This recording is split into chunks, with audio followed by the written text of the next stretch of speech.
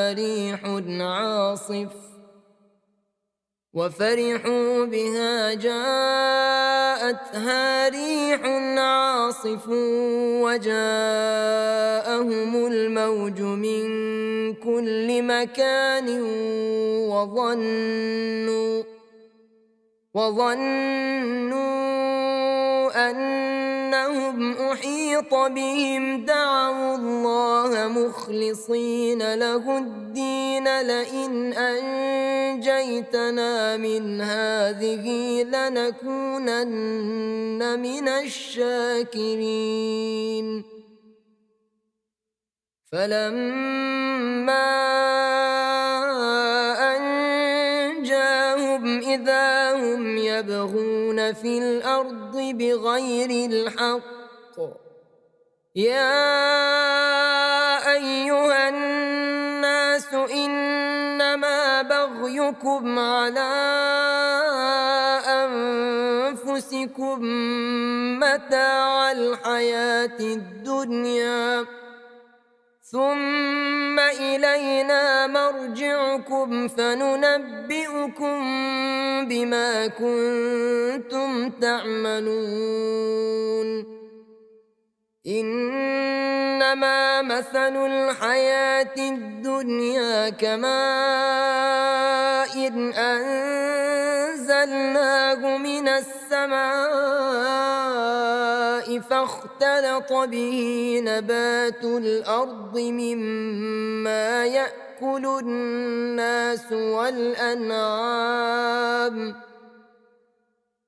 فاختلط به نبات الأرض مما يأكل الناس والأنعام حتى إذا أخذت الأرض زخرفها وزينت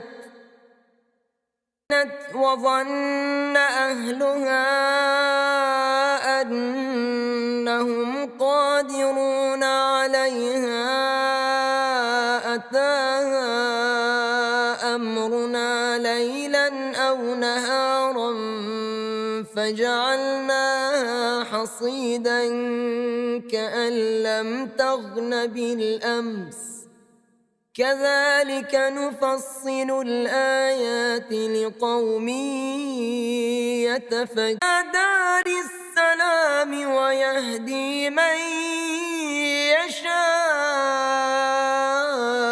إلى صراط مستقيم للذين أحسنوا الحسنى وزيادة ولا يرهق وجوههم قتر ولا ذلة أولئك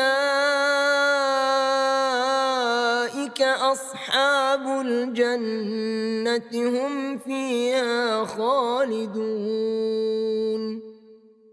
والذين كسبوا السيئات جزاء سيئة بمثلها وترهقهم ذلة ما لهم من الله من عاصم كأنما أغشيت وجوههم قطعا من الليل مظلما أولئك أصحاب النار هم فيها خالدون ويوم نحشرهم جميعا ثم نقول للذين أشركوا مكانكم أنتم وشركاؤكم فزيلنا بينهم وقال شركاؤهم ما كنتم إيانا تعبدون فكفى بالله شهيدا بيننا وبينكم إن كنا عن عبادتنا عبادتكم لغافلين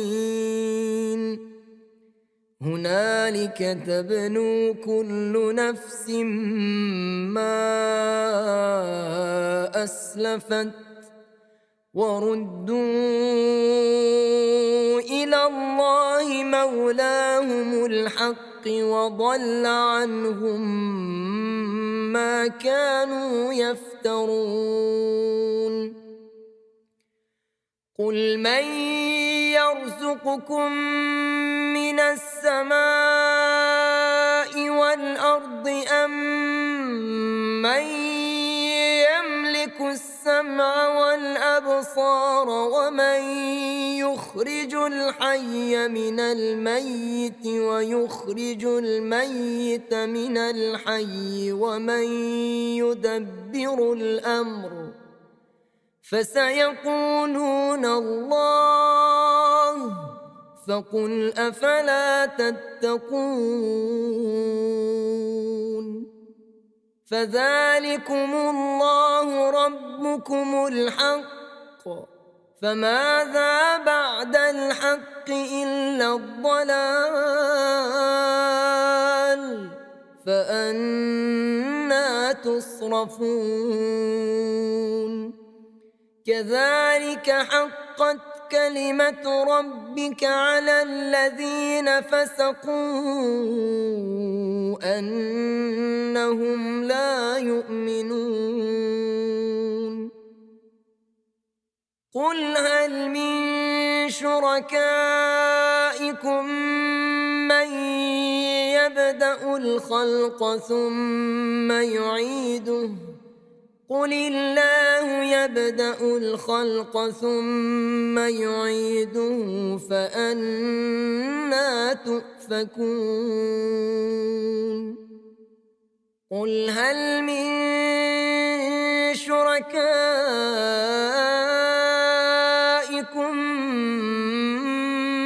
من يهدي إلى الحق قل الله يهدي للحق أفمن يهدي إلى الحق أحق أن يتبع أمن لا يهدي إلا أن يهدى فما لكم كيف تحكمون وما يتبع أكثرهم إلا ظنا إن الظن لا يغني من الحق شيئا إن الله عليم بما يفعلون وما كان هذا القرآن أن يفترى من دون الله ولكن تصديق الذي بين يديه وتفصيل الكتاب لا ريب فيه من رب العالمين أم يقولون افتراه قل فأتوا بسورة مثله وادعوا من استطعتم من دون الله إن كنتم صادقين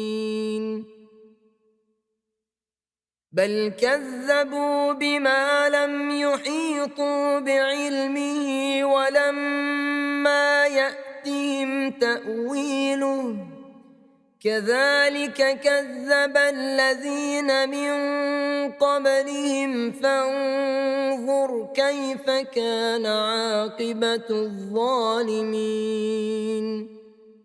ومنهم من يؤمن به ومنهم من لا يؤمن به وربك أعلم بالمفسدين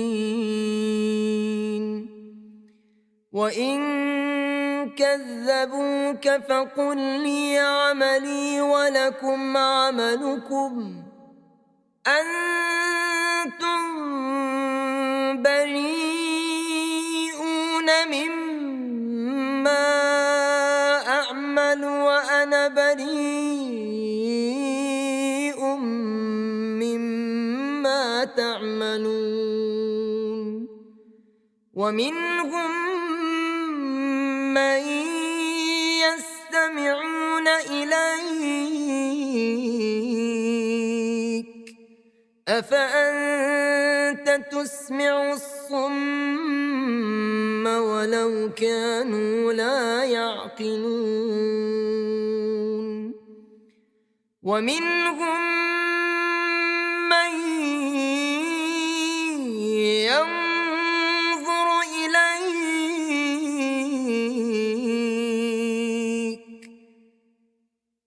أفأنت تهدي العمي ولو كانوا لا يبصرون إن الله لا يظلم الناس شيئا ولكن الناس أنفسهم يظلمون ويوم يحشرهم كأن لم يلبثوا إلا ساعة من النهار يتعارفون بينهم قد خسر الذين كذبوا بلقاء الله وما كانوا مهتدين وإما نرينك بعض الذي نعدهم أو نتوفينك فإلينا مرجعهم ثم الله شهيد على ما يفعلون ولكل أمة رسول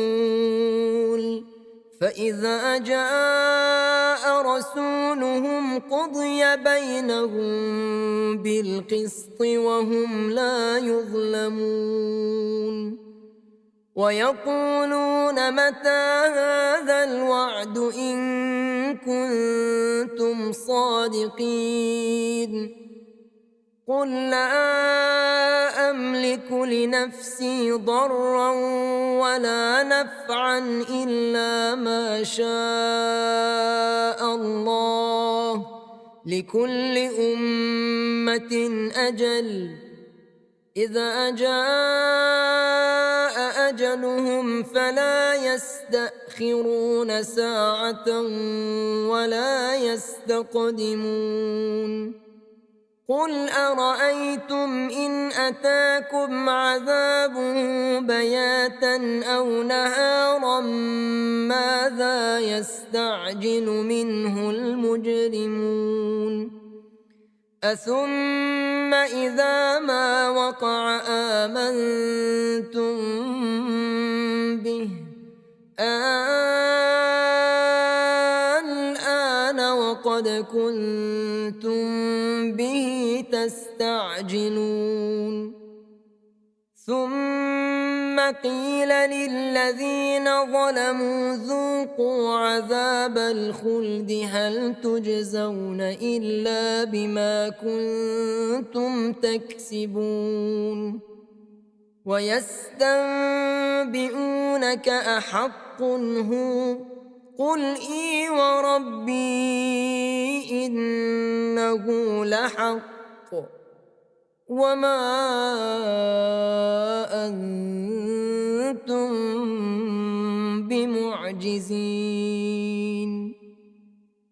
ولو أن لكل نفس ظلمت ما في الأرض لافتدت به وأسروا الندامة لما رأوا العذاب وقضي بينهم بالقسط وهم لا يظلمون ألا إن لله ما في السماوات والأرض ألا إن وعد الله حق ولكن أكثرهم لا يعلمون هو يحيي ويميت وإليه ترجعون يا أيها الناس قد جاءتكم موعظة من ربكم وشفاء لما في الصدور وهدى ورحمة للمؤمنين قل بفضل الله وبرحمته فبذلك فليفرحوا هو خير مما يجمعون قل أرأيتم ما أنزل الله لكم من رزق فجعلتم منه حراما وحلالا قل الله أذن لكم أم على الله تفترون وما ظن الذين يفترون على الله الكذب يوم القيامة إن الله لذو فضل على الناس ولكن أكثرهم لا يشكرون وما تكون في شأن وما تتلو منه من قرآن ولا تعملون من عمل إلا كنا عليكم شهودا إذ تفيضون فيه وما يعزب عن ربك من مثقال ذرة في الأرض ولا في السماء ولا أصغر من ذلك ولا أكبر إلا في كتاب مبين ألا إن أولياء الله لا خوف عليهم ولا هم يحزنون الذين آمنوا وكانوا يتقون لهم البشرى في الحياة الدنيا وفي الآخرة لا تبديل لكلمات الله ذلك هو الفوز العظيم ولا يحزنك قولهم إن العزة لله جميعا هو السميع العليم ألا إن لله من في السماوات ومن في الأرض وما يتبع الذين يدعون من دون الله شركاء إن يتبعون إلا الظن وإن هم إلا يخرصون هو الذي جعل لكم الليل لتسكنوا فيه والنهار مبصرا إن في ذلك لآيات لقوم يسمعون قالوا اتخذ الله ولدا سبحانه هو الغني له ما في السماوات وما في الأرض إن عندكم من سلطان بهذا أتقولون على الله ما لا تعلمون قل إن الذين يفترون على الله الكذب لا يفلحون متاع في الدنيا ثم إلينا مرجعهم ثم نذيقهم العذاب الشديد بما كانوا يكفرون واتل عليهم نبأ نوح إذ قال لقومه يا قوم إن كان كبر عليكم مقامي وتذكيري بآيات الله فعلى الله توكلت فأجمعوا أمركم وشركاءكم ثم لا يكن أمركم عليكم غمة ثم قضوا إلي ولا تنظرون فإن توليتم فما سألتكم من أجر إن أجري إلا على الله وأمرت أن أكون من المسلمين فكذبوه فنجيناه ومن معه في الفلك وجعلناهم خلائف وأغرقنا الذين كذبوا بآياتنا فانظر كيف كان عاقبة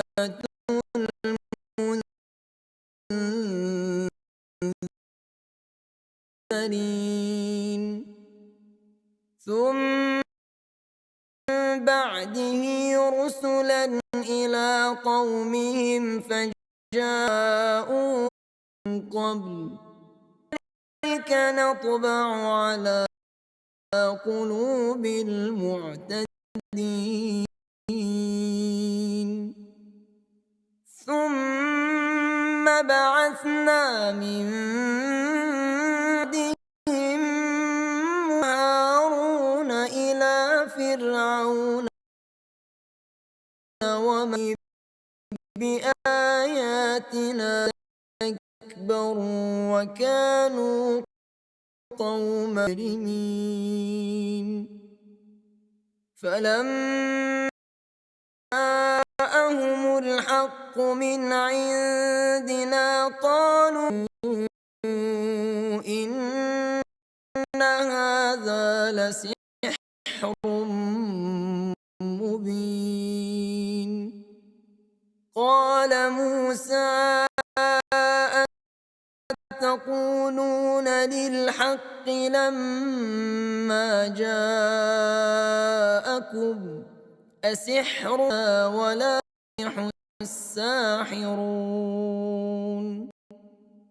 قالوا أجئتنا لتنهانا عما وجدنا عليه آباءنا وتكون لكما الكبرياء في لكما بمؤمنين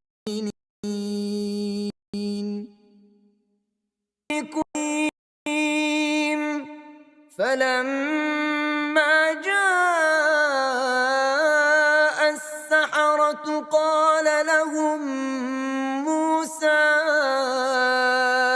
ألقوا ما أنتم ملقون فلما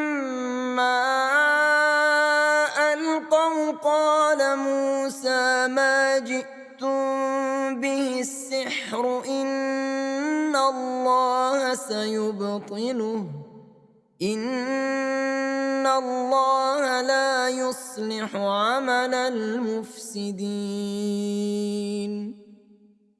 ويحق الله الحق بكلماته ولو كره المجرمون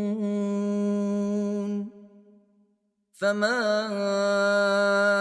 آمن لموسى إلا ذرية من قومه على خوف من فرعون وملئهم أن يفتنهم وإن فرعون لعال في الأرض وإنه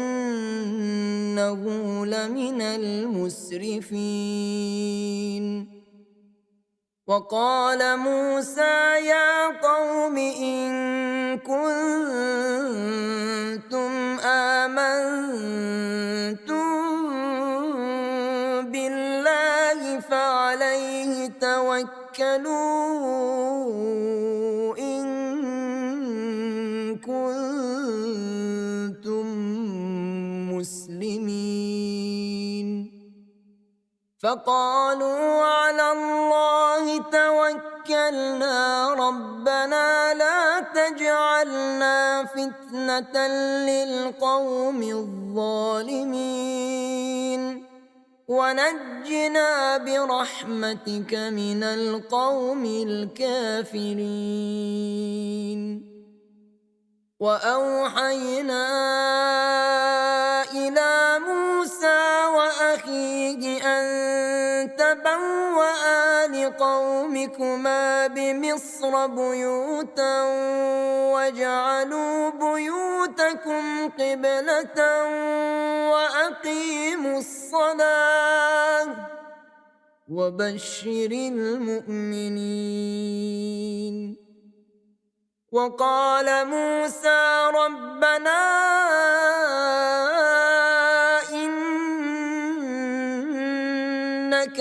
آتيت فرعون وملأه زينة وأموالا في الحياة الدنيا ربنا ليضلوا عن سبيلك ربنا اطمس على أموالهم واشدد على قلوبهم فلا يؤمنوا حتى يروا العذاب الأليم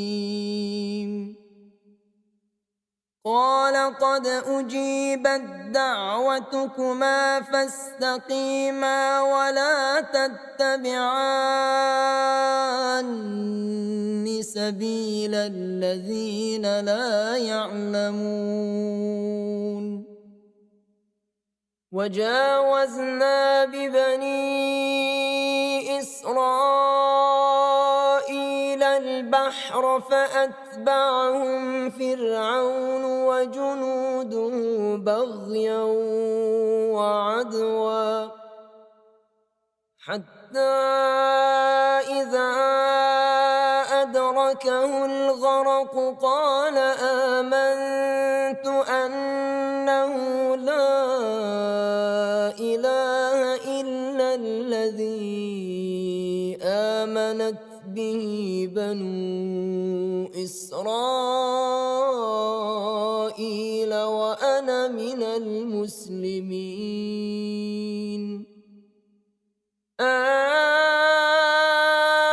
الآن وقد عصيت قبل وكنت من المفسدين فاليوم ننجيك ننجيك ببدنك لتكون لمن خلفك آية وإن كثيرا من الناس عن آياتنا لغافلون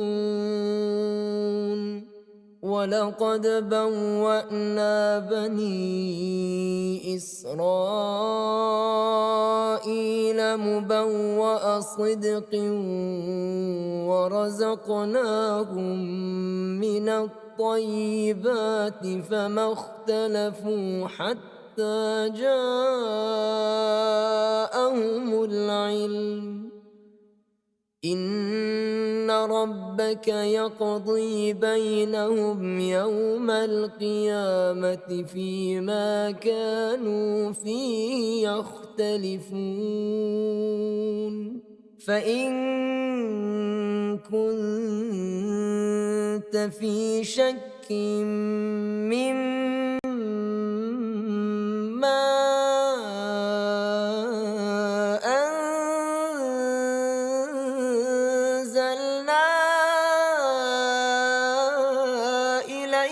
فاسأل الذين يقرؤون الكتاب من قبلك لقد جاءك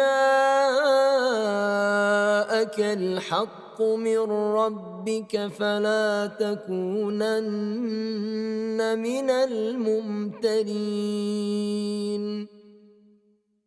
ولا تكونن من الذين كذبوا بآيات الله فتكون من الخاسرين إن الذين حقت عليهم كلمة ربك لا يؤمنون ولو جاءتهم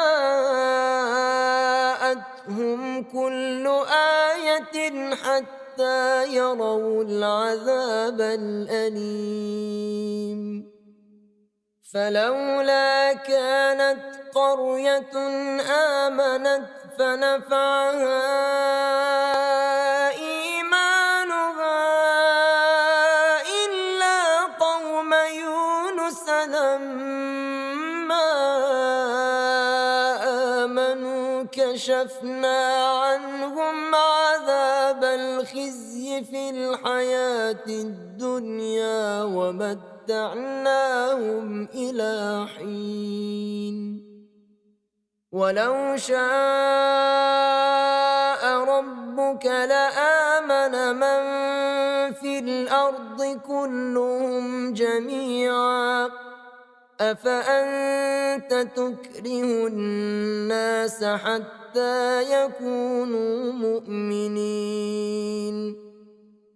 وما كان لنفس أن تؤمن إلا بإذن الله ويجعل الرجس على الذين لا يعقلون قل انظروا ماذا في السماوات والأرض وما تغني الآيات والنذر عن قوم لا يؤمنون فهل ينتظرون إلا مثل أيام الذين خلوا من قبلهم قل فانتظروا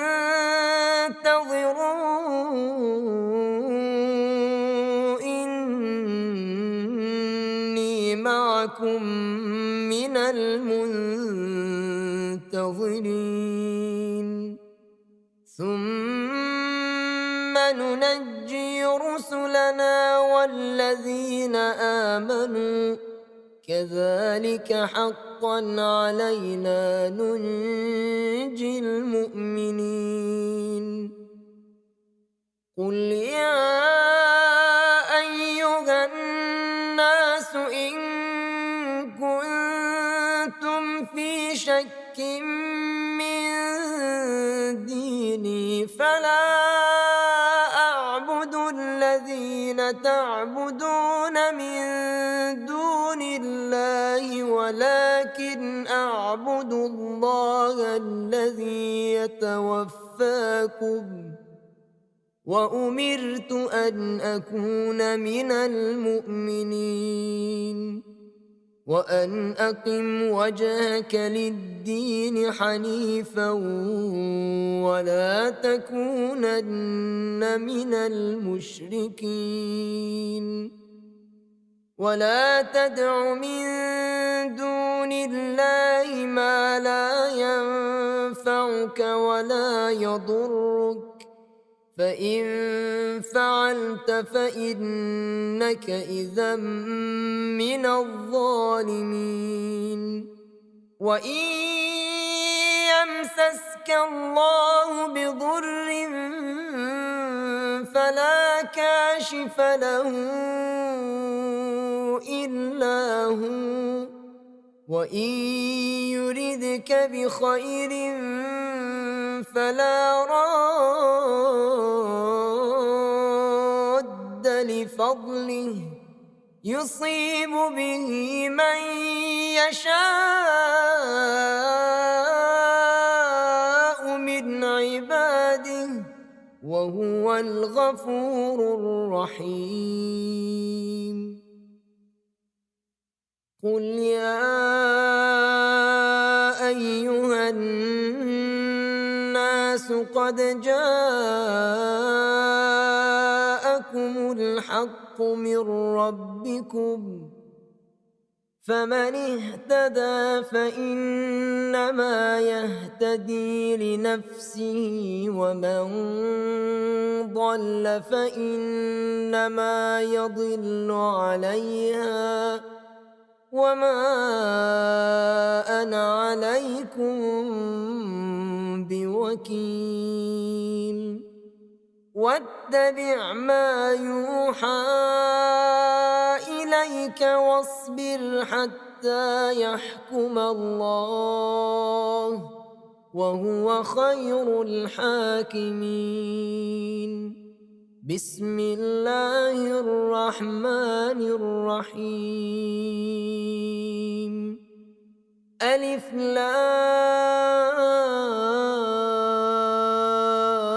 را كتاب أحكمت آياته ثم فصلت من لدن حكيم خبير ألا تعبدوا إلا الله إنني لكم منه نذير وبشير وأن استغفروا ربكم ثم توبوا إليه يمتعكم متاعا حسنا إلى أجل مسمى ويؤت كل ذي فضل فضله وإن تولوا فإني أخاف عليكم عذاب يوم كبير إلى الله مرجعكم وهو على كل شيء قدير ألا إنهم يثنون صدورهم ليستخفوا منه ألا حين يستغشون ثيابهم يعلم ما يسرون وما يعلنون إنه عليم بذات الصدور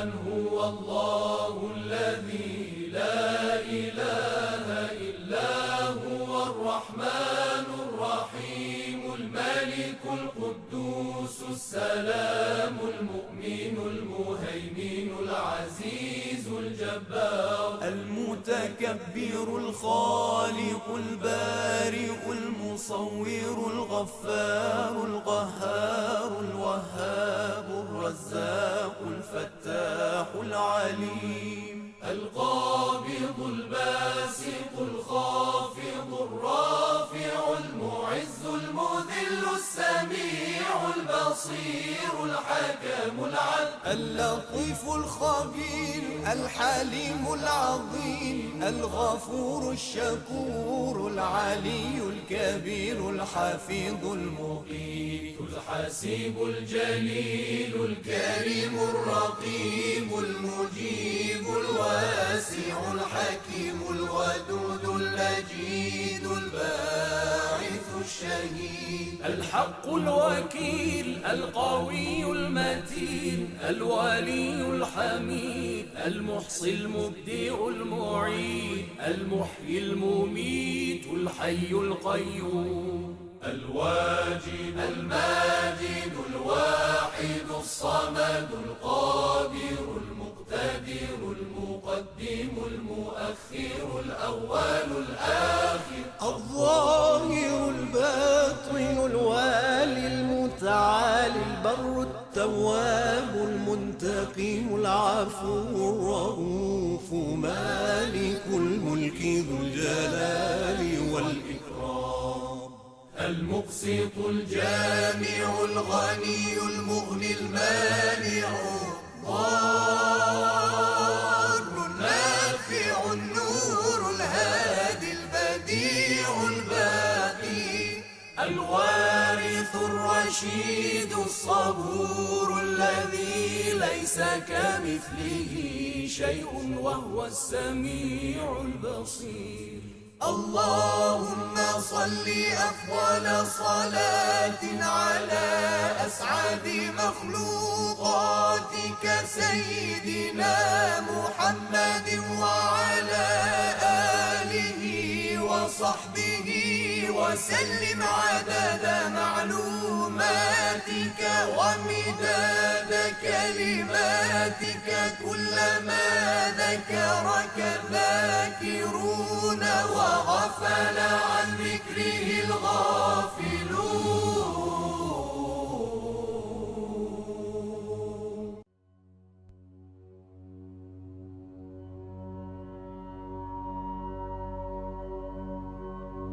ربنا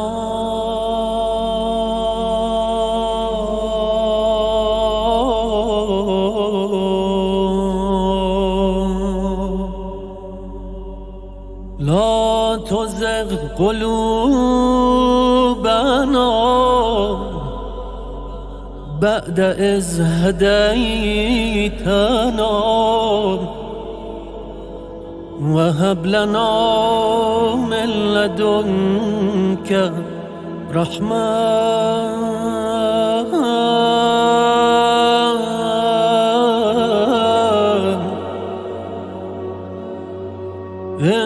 إنك أنت الوهاب. ربنا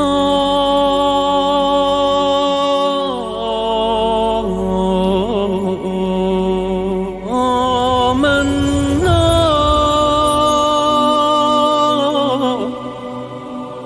فاغفر لنا وارحمنا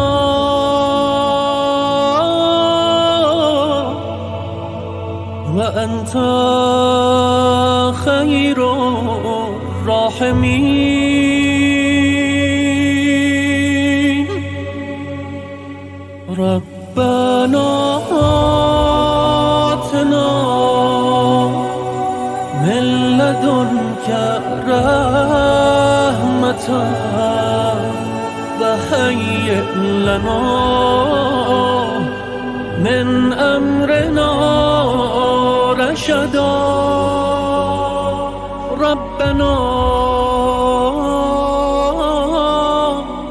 ربنا ربنا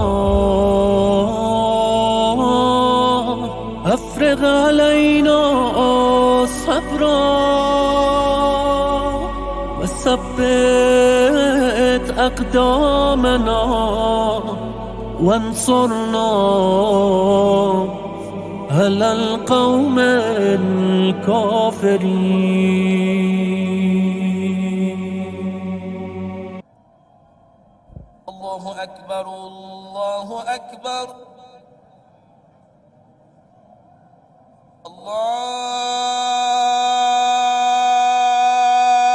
الله أكبر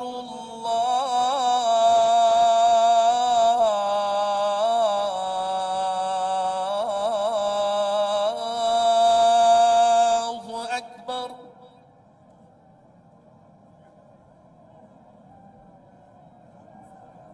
أشهد أن لا إله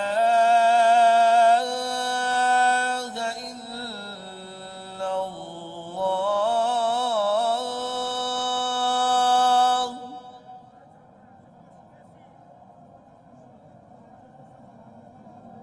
أشهد أن لا إله إلا الله.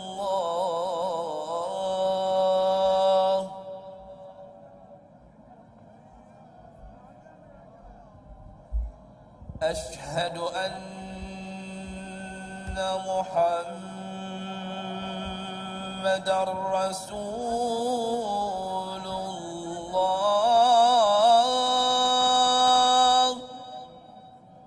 صلى الله عليه وآله وسلم.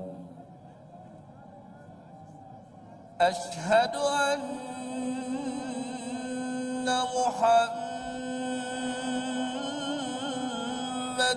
رسول الله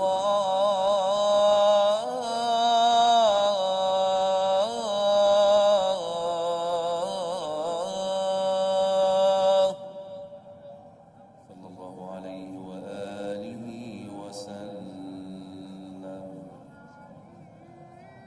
أشهد أن عليا ولي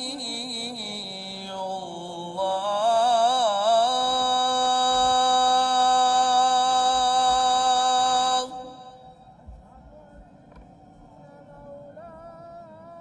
أشهد أن مولانا عليا أمير المؤمنين وأبناءه المعصومين حجج الله.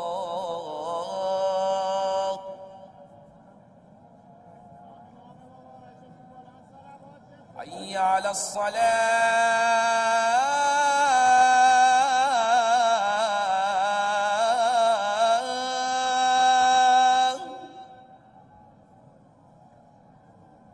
حي على الصلاة.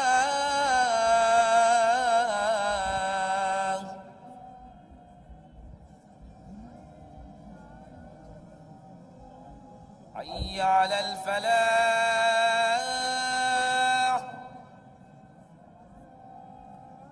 حي على الفلاح.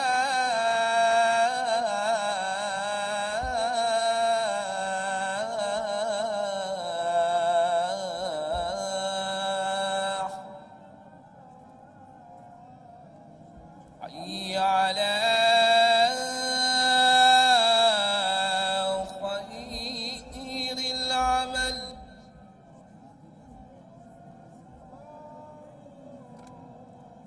حي على خير العمل.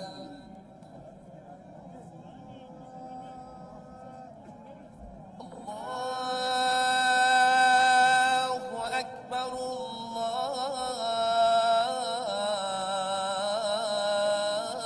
الله أكبر.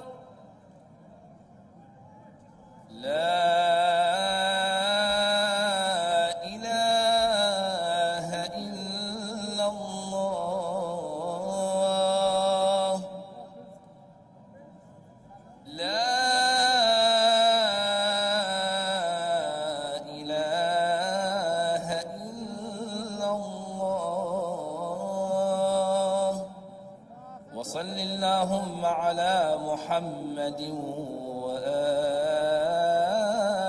محمد.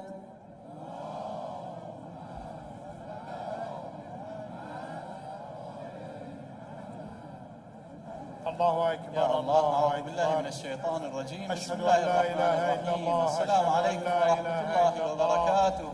أشهد أن صلاة محمدا رسول الجماعة الله. بإمامة سماحة السيد نزار حبل المتين. صلى الله عليه تقام صلاة وآله الجماعة وسلم. بإمامة أشهد أن سماحة علي ولي السيد الله. أشهد أن نزار علي حبل أمير المتين. المؤمنين ولي الله. حي على الصلاة، حي على الصلاة، حي على الفلاح، حي على الفلاح، حي على خير العمل، حي على خير العمل. قد قامت الصلاة. الله قد أكبر. قامت لا الصلاة. إله إلا الله. الله أكبر. الله أكبر. تكبيرة الإحرام. بسم الله الرحمن الرحيم. الحمد لله رب العالمين، الرحمن الرحيم، مالك يوم الدين. إياك نعبد وإياك نستعين. اهدنا الصراط المستقيم، صراط الذين أنعمت عليهم غير المغضوب عليهم ولا الضالين.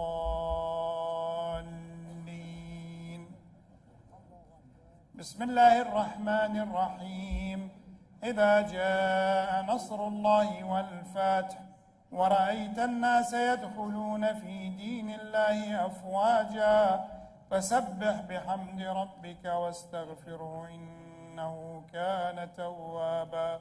الله أكبر. الله أكبر. العظيم وبحمده سمع الله لمن حمده. الله أكبر. الله أكبر.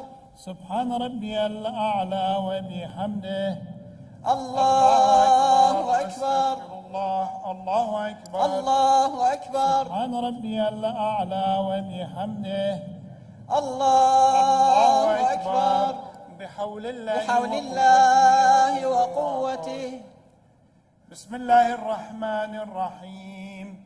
الحمد لله رب العالمين، الرحمن الرحيم، مالك يوم الدين. إياك نعبد وإياك نستعين. اهدنا الصراط المستقيم، صراط الذين أنعمت عليهم غير المغضوب عليهم ولا الضالين. بسم الله الرحمن الرحيم. قل أحد الصمد لم يلد ولم يولد ولم يكن له كفوا أحد. اللهم صل على وآل محمد. اللهم كن لوليك الحجة ابن الحسن صلواتك عليه وعليه في كل ساعة وليا وحافظا وقائدا ودليلا حتى تسكنه أرضك طوعا وتمتعه فيها طويلا برحمتك يا أرحم الراحمين. وصل اللهم على محمد وعلى آله الطيبين. الله أكبر. الله أكبر. العظيم وبحمده سمع حمده. الله أكبر. الله أكبر. سبحان ربي الأعلى وبحمده. الله أكبر. الله. الله أكبر. الله أكبر. الحمد الحمد لله. أشهد أن لا إله إلا الله وحده لا شريك له وأشهد أن محمدا عبده ورسوله. اللهم صل على محمد وآل محمد بحول الله وقوته.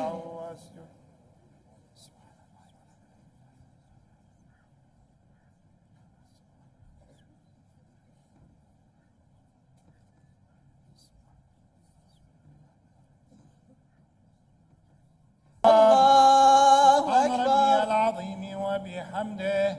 سمع الله لمن حمده. الله أكبر. الله أكبر. سبحان ربي الأعلى وبحمده. الله أكبر. الله أكبر. الله أكبر. سبحان ربي يا ولي العافية. الله أكبر. بسم الله أشهد أن لا وبالله. إله إلا الله وحده لا شريك له، وأشهد أن محمدا عبده ورسوله. اللهم صل على محمد وآل محمد. السلام عليك أيها النبي ورحمة الله وبركاته. السلام علينا وعلى عباد الله الصالحين.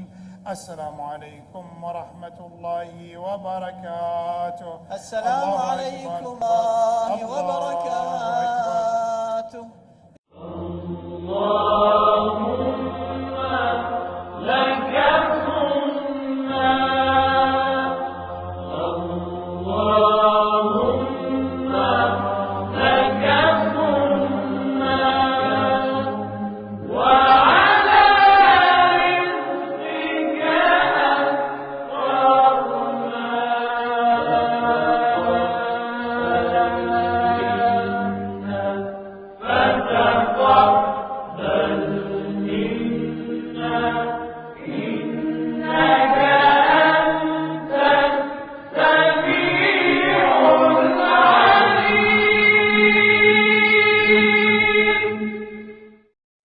اللهم صل على محمد وآل محمد. يا علي يا عظيم يا غفور يا رحيم. أنت الرب العظيم الذي ليس كمثله شيء وهو السميع البصير. وهذا شهر عظمته وكرمته وشرفته وفضلته على الشهور، وهو الشهر الذي فرضت صيامه علي، وهو شهر رمضان الذي أنزلت فيه القرآن هدى للناس وبينات من الهدى والفرقان، وجعلت فيه ليلة القدر وجعلتها خيرا من 1000 شهر. فيا ذا المن ولا يمن عليك، من علي بفكاك رقبتي من النار، في من تمن عليه وأدخلني الجنة برحمتك يا أرحم الراحمين.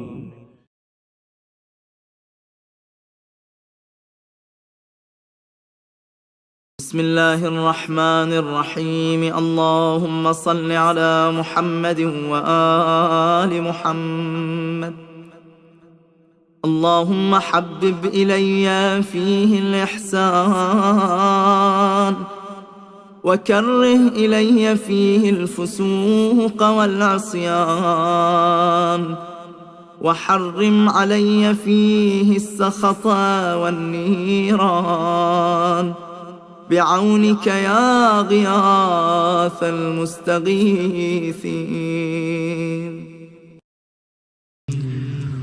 اللهم صل على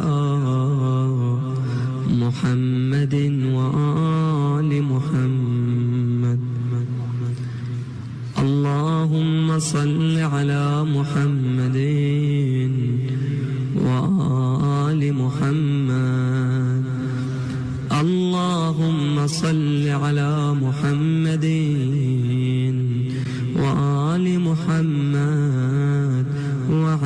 واجعل فرجهم. اللهم إني أسألك وأتوجه بنبيك نبي الرحمة محمد صلى الله عليه وآله يا أبا القاسم يا رسول الله يا إمام الرحمة يا سيدنا ومولانا إنا توجهنا واستشفعنا وتوسلنا بك إلى الله وقدمناك بين يدي حاجاتنا يا وجيها عند الله اشفع لنا يا أبا الحسن يا أمير المؤمنين يا علي بن أبي طالب يا حجة الله على خلقه يا سيدنا ومولانا إنا توجهنا واستشفعنا وتوسلنا بك إلى الله وقدمناك بين يدي حاجاتنا يا وجيه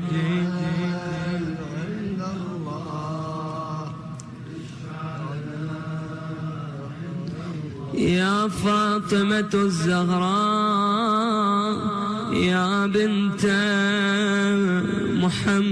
محمد يا قرة عين الرسول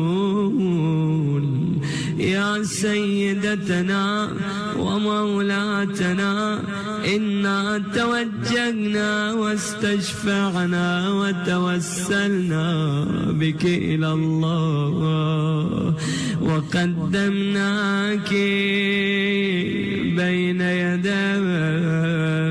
حاجاتنا يا وجيهة عند الله اشفعي لنا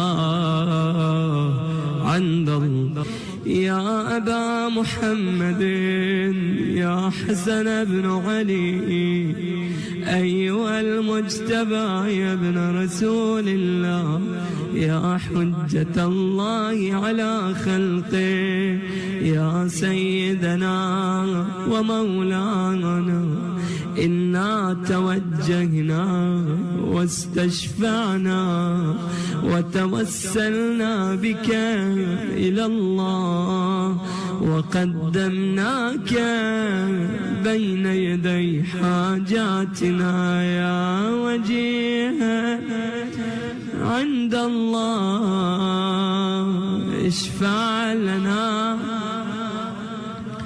يا أبا عبد الله يا حسين بن علي أيها الشهيد يا ابن رسول الله يا حجة الله على خلقه يا سيدنا ومولانا إنا توجهنا واستشفعنا وتوسلنا بك إلى الله وقدمناك بين يدي حاجاتنا يا وجيه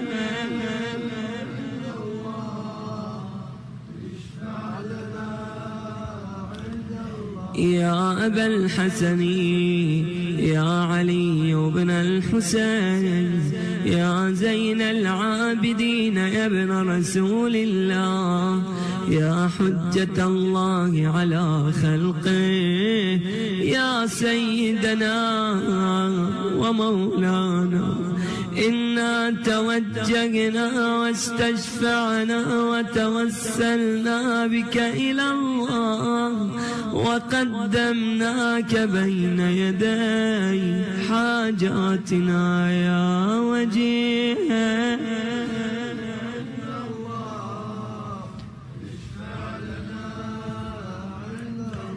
يا أبا جعفر يا محمد بن علي أيها الباقر يا ابن رسول الله يا حجة الله على خلقه يا سيدنا ومولانا إنا توجهنا واستشفعنا وتوسلنا بك إلى الله وقدمناك بين يدي حاجاتنا يا وجيه اشفع لنا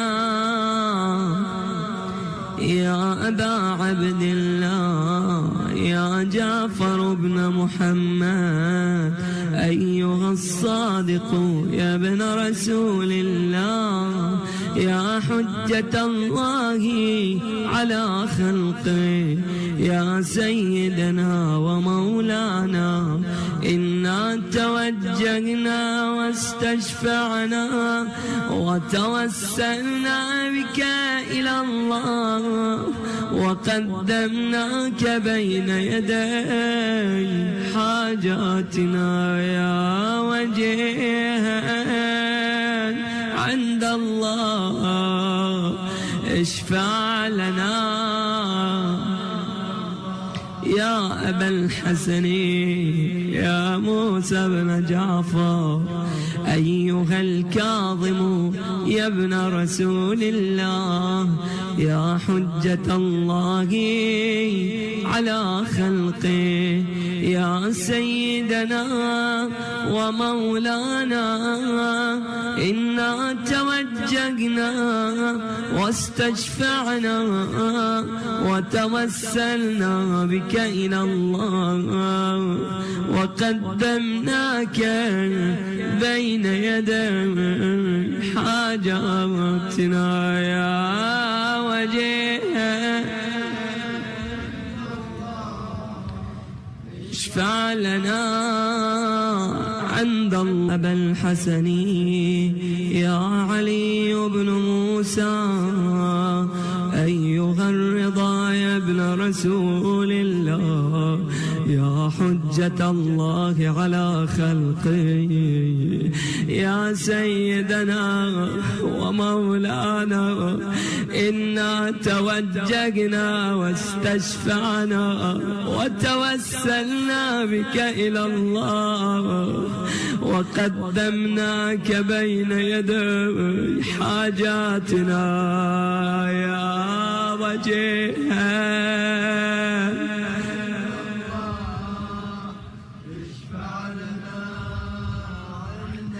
يا أبا جعفر يا محمد بن علي أيها التقي الجواد يا ابن رسول الله يا حجة الله على خلقه يا سيدنا ومولانا إنا توجهنا واستشفعنا وتوسلنا بك إلى الله وقدمناك بين يدي حاجاتنا يا وجه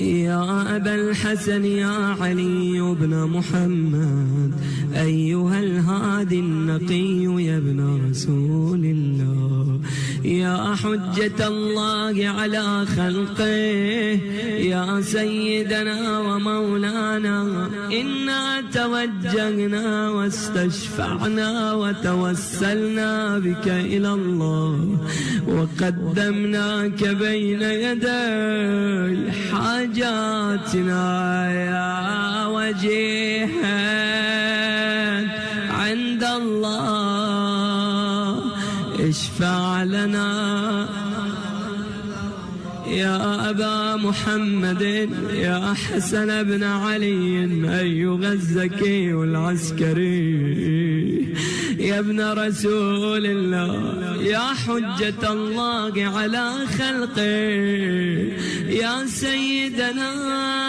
ومولانا، إنا توجهنا واستشفعنا وتوسلنا بك إلى الله، وقدمناك بين يدي حاجاتنا يا وجيها عند الله، اشفع لنا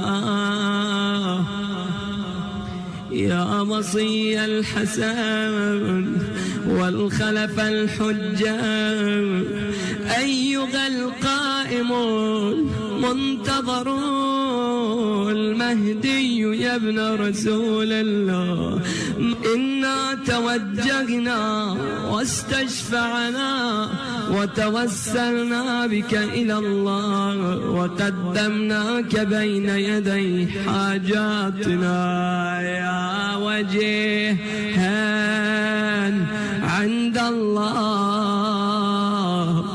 اشفع لنا عند الله بأعلى الأصوات يا وجيها عند الله، اشفع لنا عند الله يا وجيها عند الله، اشفع لنا عند الله. ثم سل حوائجك فإنها تقضى إن شاء الله. يا سادتي وموالي إني توجهت بكم أئمتي ليوم فقري وحاجتي إلى الله،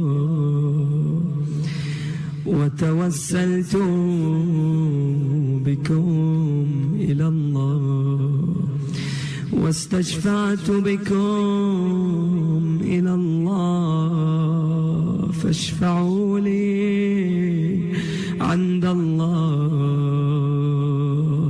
فاشفعوا لي عند الله، واستنقذوني من ذنوبي عند الله، فإنكم وسيلتي إلى الله، وبحبكم وبقربكم أرجو نجاة من الله، فكونوا عند الله رجائي يا سادتي يا أولياء الله، صلى الله عليهم أجمعين، ولعن الله أعداء الله ظالميهم من الأولين والآخرين، آمين رب العالمين. Bismillah ar-Rahman ar-Rahim. Dear brothers and sisters, Assalamu alaikum wa rahmatullahi wa barakatuh. The dua for the 11th day of the month of Ramadan is as follows. Bismillah ar-Rahman ar-Rahim. Allahumma habbib ilayya fihi al-ihsan. O Allah, on this day, make me love goodness. وَكَرِّحْ إِلَيَّ فِيهِ الْفُسُوقُ وَالْإِسْيَانِ, and make me dislike corruption and disobedience.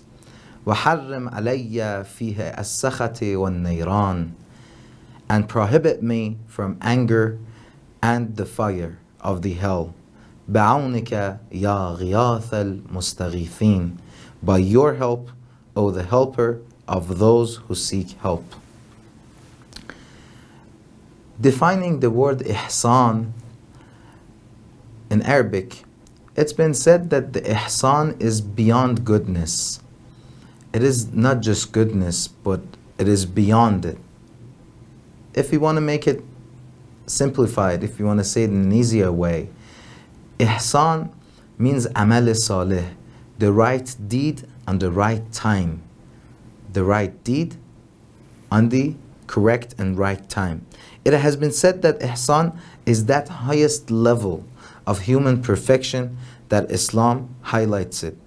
In some narrations, it's also been defined as worshipping with having full certainty, yaqeen al-kamil, and faith while remembering being in the presence of Allah subhanahu wa ta'ala at all times. As the Holy Prophet of Islam sallallahu alayhi wa alihi wa sallam says, أن تعبد الله كأنك تراه فإن لم تكن تراه فإنه يراك. Worship Allah as if He is seeing you. And even if you do not see Him with your own eyes, He indeed sees you. These daily du'as are a gradual path to elevate on each day of the month of Ramadan, showing us the way and helping us to set the right milestones. By this day, the 11th, more than a third of this month has passed, and the rest of this golden opportunity will pass quickly too. So on this day we request from Allah subhanahu wa ta'ala to change the root of our desires, the root of desires in us. The scholars, the teachers in Hausa call this mabda' mail. If that changes, then everything else becomes easy. If the root of the desires changes, so that you ask Allah subhanahu wa ta'ala to make me love the goodness, not to make me know that I have to be righteous. Yes, we all know that. But loving it, it means that anything else I dislike, anything else I refrain from doing and committing. Make me love goodness means if I am in a situation when no one is seeing me, I still choose to be righteous. When I can cheat and no one can see me, I still act righteously because I do not even like to act upon anything but righteousness. That is very important. When the root of the desire changes, then you have no choice but making that choice of being righteous. They asked Ayatollah Mujtahidi, one of the latest scholars and teachers of Hausa, to define taqwa in simple words. He said taqwa, or being in the state of God-fearing, is if you want to say it in a simple way, if your 24/7 daily life is recorded by surveillance cameras for a week, and then they tell you we're going to broadcast it on TV, you won't get bothered, you won't feel shy, you won't feel ashamed. Ilahi, أذقني حلاوة عبادتك. Ilahi, أذقني حلاوة عبادتك. Oh Allah, help me taste the sweetness of your ibadah, the sweetness of your obedience, the sweetness of your worshipping you. If that happens, then you enjoy nothing but obeying Allah subhanahu wa ta'ala, because then you find it sweet. We ask Allah subhanahu wa ta'ala, حبب إلي فيه الإحسان. Help me love that goodness. Change the root of my desires. It's very clear that if you are self-monitoring, if you are continuing to do muraqabah, see the COVID-19 pandemic in this world has caused us to always be cautious. We wash our hands, we make sure we don't touch our faces, we make sure we have face masks on, we have gloves on, so on and so forth. Whatever we do, we are so careful so that the infectivity of this virus wouldn't get onto us. Same thing would go about our soul. If we do the same self-monitoring, muraqabah, about not committing sins and about not disobeying Allah subhanahu wa ta'ala, then we are already there. Then we are halfway through. That's what Allah subhanahu wa ta'ala and Islam and the Messenger of Allah subhanahu wa ta'ala wanted us to do. The second phrase of this dua is very beautiful. It's the opposite of the first phrase. It says وَكَرِّ حَبِّبْ إِلَيَّ فِيهِ الْإِحْسَانِ, and then كَرِّهْ إِلَيَّ فِيهِ الْفُسُوقُ وَالْعِصْيَانِ. Then make me dislike corruption. Change the root of my desires to the extent that then I won't like fisq. What is fisq, brothers and sisters?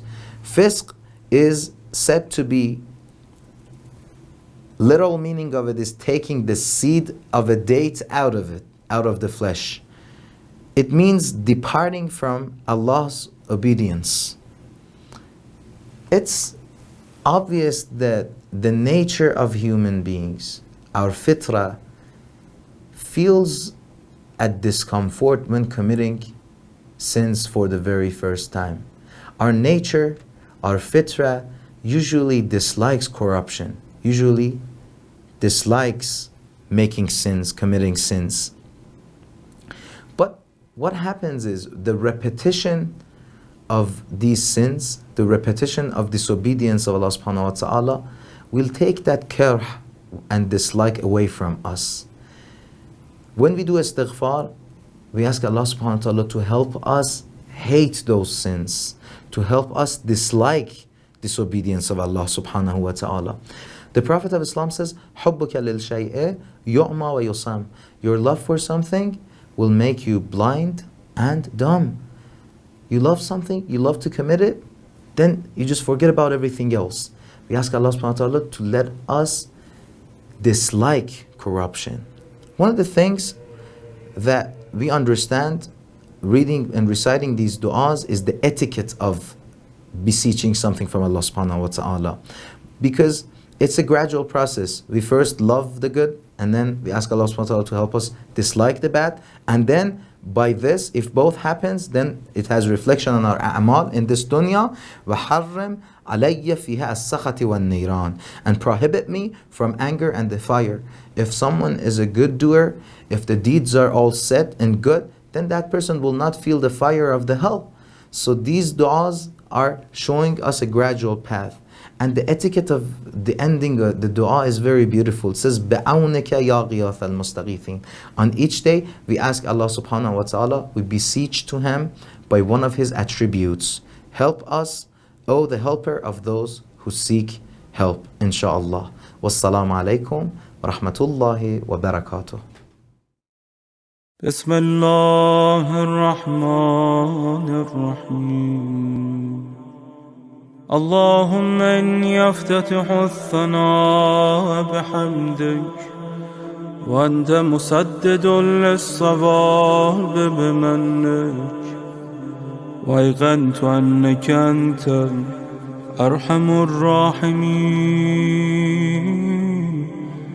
في موضع العفو والرحمة، وأشد المعاقبين في موضع النكال والنقمة، وأعظم المتجبرين في موضع الكبرياء والعظمة. اللهم أذنت لي في دعائك ومسألتك، فاسمع يا سميع مدحتي، وأجب يا رحيم دعوتي، وأغل يا غفور عثرتي. فكم يا إلهي من كربة قد فرجتها، وهموم قد كشفتها، وعثرة قد أغلتها، ورحمة قد نشرتها، وحلقة بلاء قد فككتها. الحمد لله الذي لم يتخذ صاحبة ولا ولدا، ولم يكن له شريك في الملك، ولم يكن له ولي من الظلم، وكبره تكبيرا. الحمد لله بجميع محامده كلها، على جميع نعمه كلها. الحمد لله الذي لا مضاد له في ملكه، ولا منازع له في أمره. الحمد لله الذي لا شريك له في خلقه، ولا شبيه له في عظمته. الحمد لله الفاشي في الخلق أمره وحمده، الظاهر بالكرم مجده، الباسط بالجود يده الذي لا تنقص خزائنه ولا تزيده كثرة العطاء إلا جودا وكرما إنه هو العزيز الوهاب. اللهم إني أسألك قليلا من كثير مع حاجة بي إليه عظيمة وغناك عنه قديم وهو عندي كثير وهو عليك سهل يسير.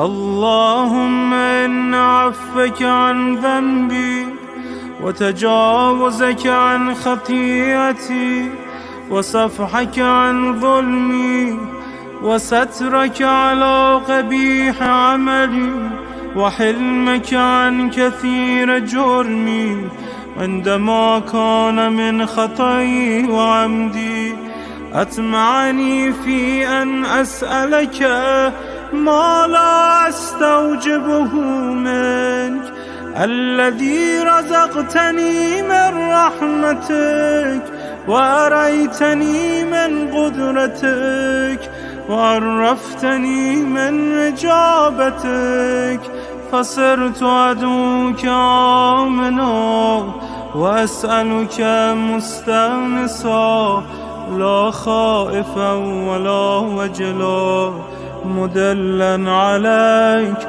فيما قصدت فيه إليك. فإن أبت عني عتبت بجهلي عليك ولعل الذي أبطى عني هو خير لي لعلمك بعاقبة الأمور.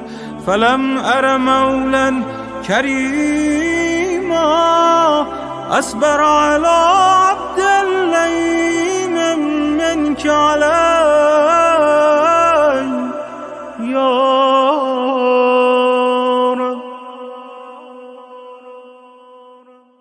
إنك تدعوني فأبلي عنك وتتحبب إلي فأتبغض إليك وتتودد إلي فلا أقبل منك كأن لي التطول عليك. فلم يمنعك ذلك من الرحمة لي والإحسان إلي والتفضل علي بجودك وكرمك. فارحم عبدك الجاهل وجود عليهم بفضل إحسانك إنك جواد كريم. الحمد لله مالك الملك مجري الفلك مسخر الرياح فالق الإصباح ديان الدين رب العالمين. الحمد لله على حلمه بعد علمه والحمد لله على عفه بعد قدرته والحمد لله على طول أناته في غضبه وهو قادر على ما يريد. الحمد لله خالق الخلق باسط الرزق فالق الإصباح ذي الجلال والإكرام والفضل والإنعام الذي بعد فلا يرى وقرب فشهد النجوى تبارك وتعالى.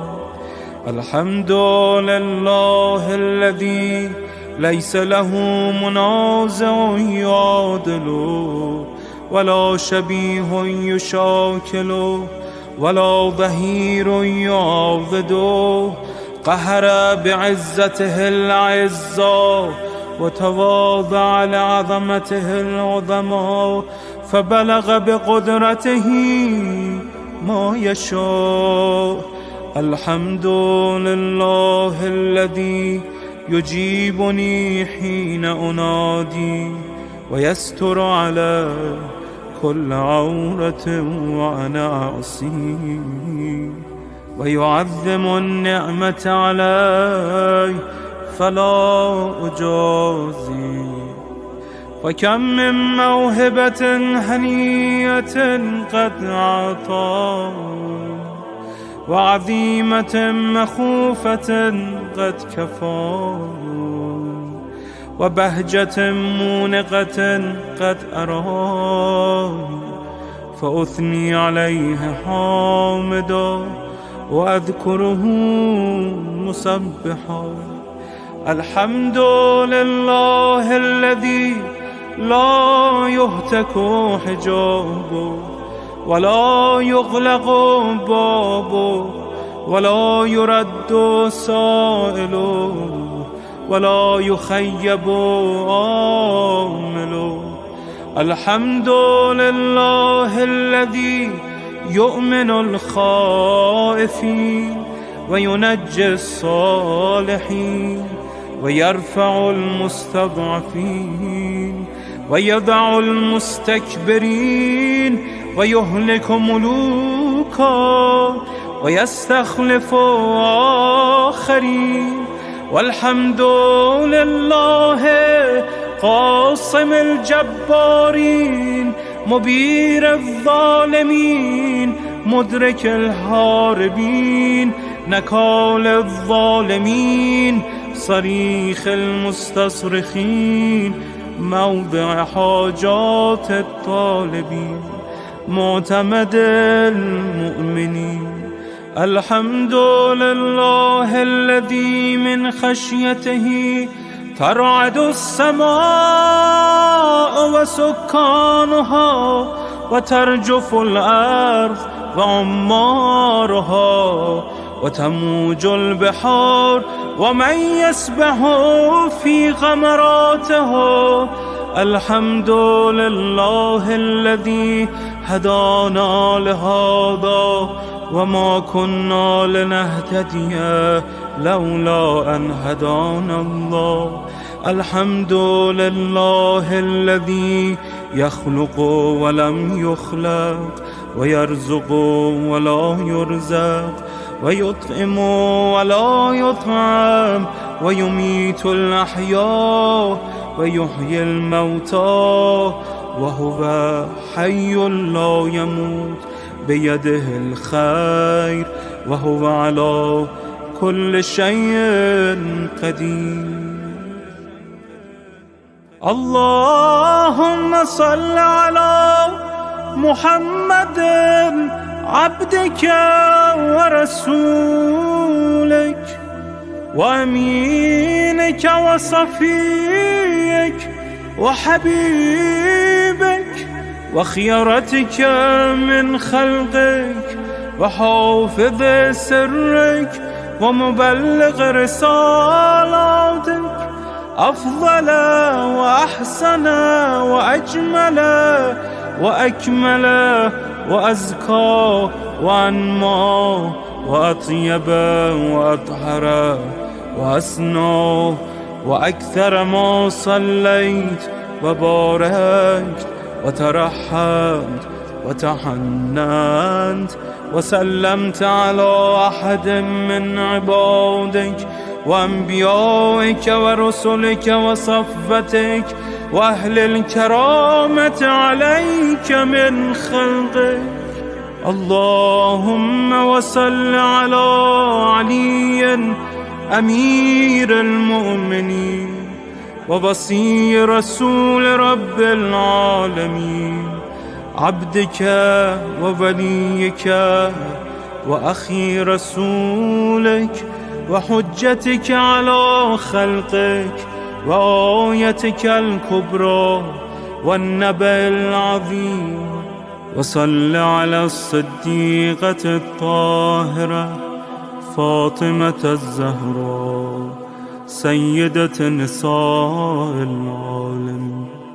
وصل على سبتي الرحمة وإمامي الهدى الحسن والحسين سيدي شباب أهل الجنة. وصل على أئمة المسلمين علي بن الحسين ومحمد بن علي وجعفر بن محمد وموسى بن جعفر وعلي بن موسى ومحمد بن علي وعلي بن محمد والحسن بن علي والخلف الهادي المهدي. حججك على عبادك وأمنائك في بلادك صلاة كثيرة دائمة. اللهم وصل على ولي أمرك القائم المؤمل والعدل المنتظر وحفه بملائكتك المقربين وأيده بروح القدس يا رب العالمين.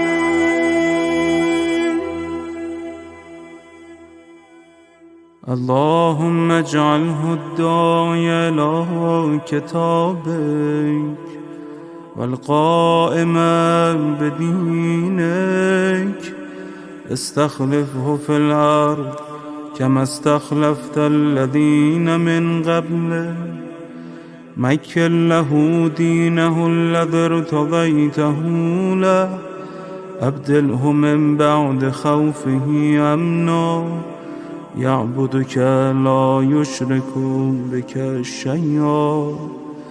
اللهم أعزه وأعزز به وانصره وانتصر به وانصره نصرا عزيزا وافتح له فتحا يسيرا واجعل له من لدنك سلطانا نصيرا.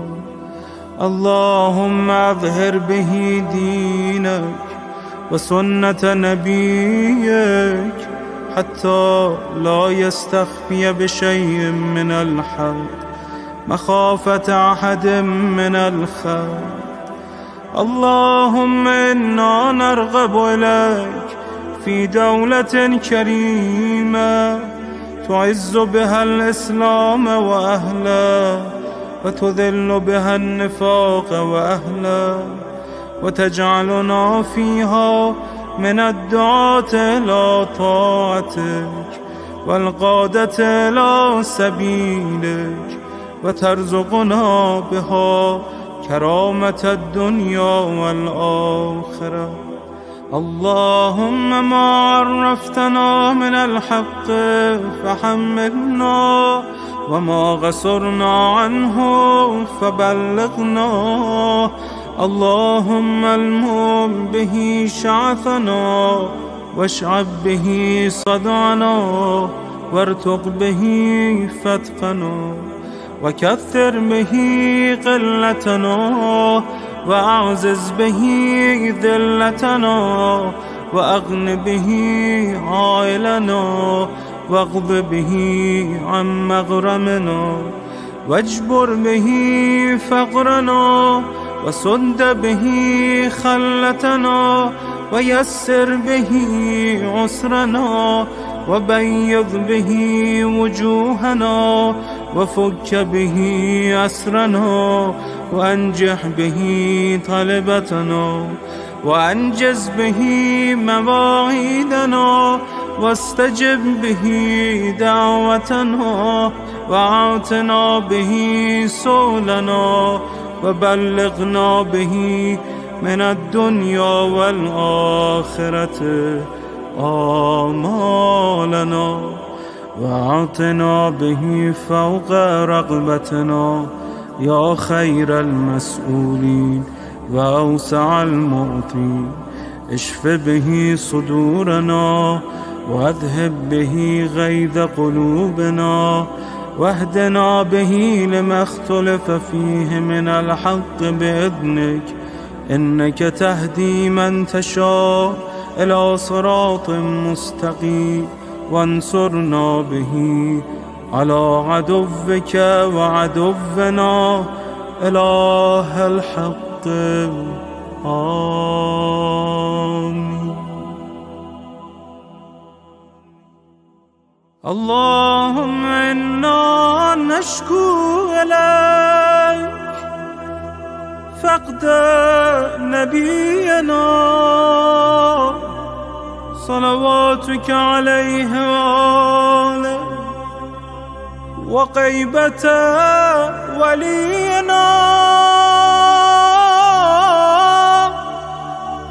وكثرة عدونا وقلة عددنا وشدة الفتن بنا وتظاهر الزمان علينا. فصل على محمد وآله وعنا على ذلك بفتح منك تعجله وبضر تكشفه ونصر تعزه وسلطان حق تظهره ورحمة منك تجللنا وعافية منك تلبسنا برحمتك يا أرحم الراحمين.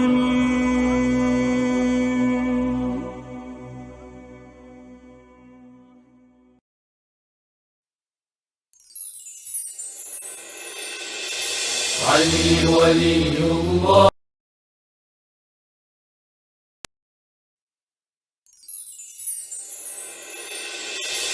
علي ولي الله يا مولاي.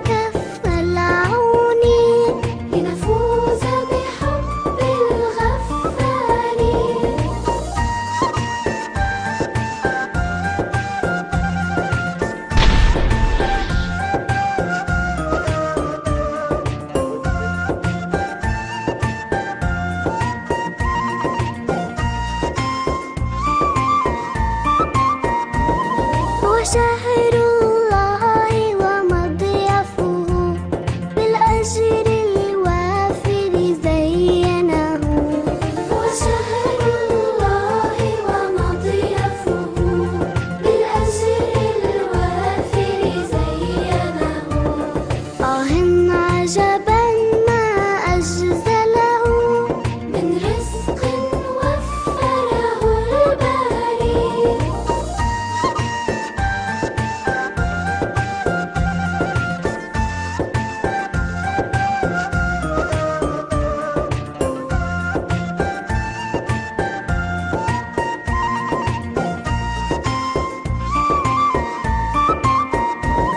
عشنا من قبل العصيان واليوم نشد الأركان عشنا من قبل العصيان واليوم نشد الأركان فأوان التوبة قد آن لنكفر عن فعل العاري رمضان تجلى وابتسما طوبى للعبد إذا اغتنما فالخير وفير إن صرما ينجي المأثوم من النار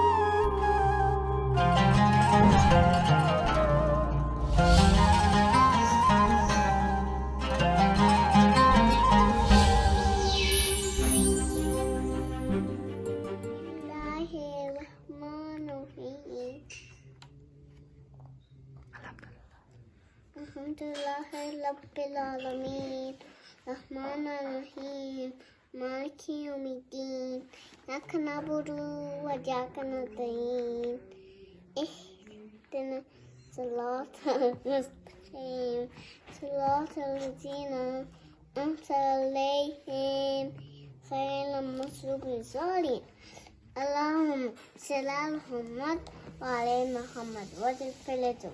سلام علیکم. خدا رو شکر میکنم که یه موقعیتی پیش اومد که از طریق مجازی بتونم با دوستان و عزیزان سلامی خدمتشون عرض کنم و عرض ادب کنم و قبل از اون میخواستم از گروهی که این موقعیت به من دادن که بتونم با دوستان صحبت کنم تشکر کنم. بسم الله الرحمن الرحیم إنا أنزلناه في ليلة القدر وما أدراك ما ليلة القدر ليلة القدر خير من ألف شهر تنزل الملائكة والروح فيها بإذن ربهم من كل أمر سلام هي حتى مطلع الفجر. صدق الله. سوره هایی که بلدی رو برای مامان میخونی؟ بسم الله الرحمن الرحیم والعصر إن الإنسان لفی خسر إلا الذين آمنوا الصالحات وتواصوا Assalamu alaikum. I hope all friends and family are doing well, inshallah. It's been a month of Ramadan that has started over just a week. Inshallah, your Ramadan is Kareem. I hope that you guys have prosperity in this month, that all your du'as will be granted, inshallah, and that above most, that your health and your family members are all doing well. Please keep us in your du'as. Assalamu alaikum wa rahmatullahi wa barakatuh. سلام بر همه عزیزان و دوستان. ماه رمضان بر شما مبارک باشه. امیدوارم که طاعات و عبادات همگی قبول درگاه الهی باشه. برای همتون شادی و سلامتی آرزو دارم. برای ما هم دعا کنید. اعوذ بالله من الشیطان الرجیم. بسم الله الرحمن الرحیم. قل اعوذ برب الناس ملک الناس اله الناس من شر وسواس الناس الذي يوسوس في صدور الناس من الجنة والناس. نورا چه دعایی داری؟ خدایا این مریضیه بره اما ولی خرید تفسر مامان بخریم. دیگه چه اتفاقی بیفته مریضیه میره؟ کجا دوستاتو ببینی؟ مسجد همه بیان رو مسجد. نورا برای تو مسجد برای دلت برای کیا تنگ شده؟ علی حسین هادی علی پریما. Salam, hello everyone, my name is Shahr Ramadan. Happy Ramadan, stay safe, may your du'as be accepted, and inshallah I see you in the masjid. Konnichiwa, hola, ¿cómo estás? Happy Ramadan, may your prayers be blessed this month. سلام علیکم، امیدوارم حال همتون خوب باشه. دلمون برای همتون تنگ شده. ماه رمضان سختی رو طی می‌کنیم. عادت داریم به غذاهای هیئتی درست کردن و آش و حلوا و سبزی رو. خلاصه هر شب به یاد تک تکتون هستیم. دلمون برای همتون تنگ شده. خوشحالم از این طریق مهمون خونه هاتون شدم و مشتاق دیدار تک تکتون هستیم. التماس دعا. خدا نگهدار. سلام، نماز روزه همه قبول باشه. روزه قبول باشه. ممنون. رمضان مبارک.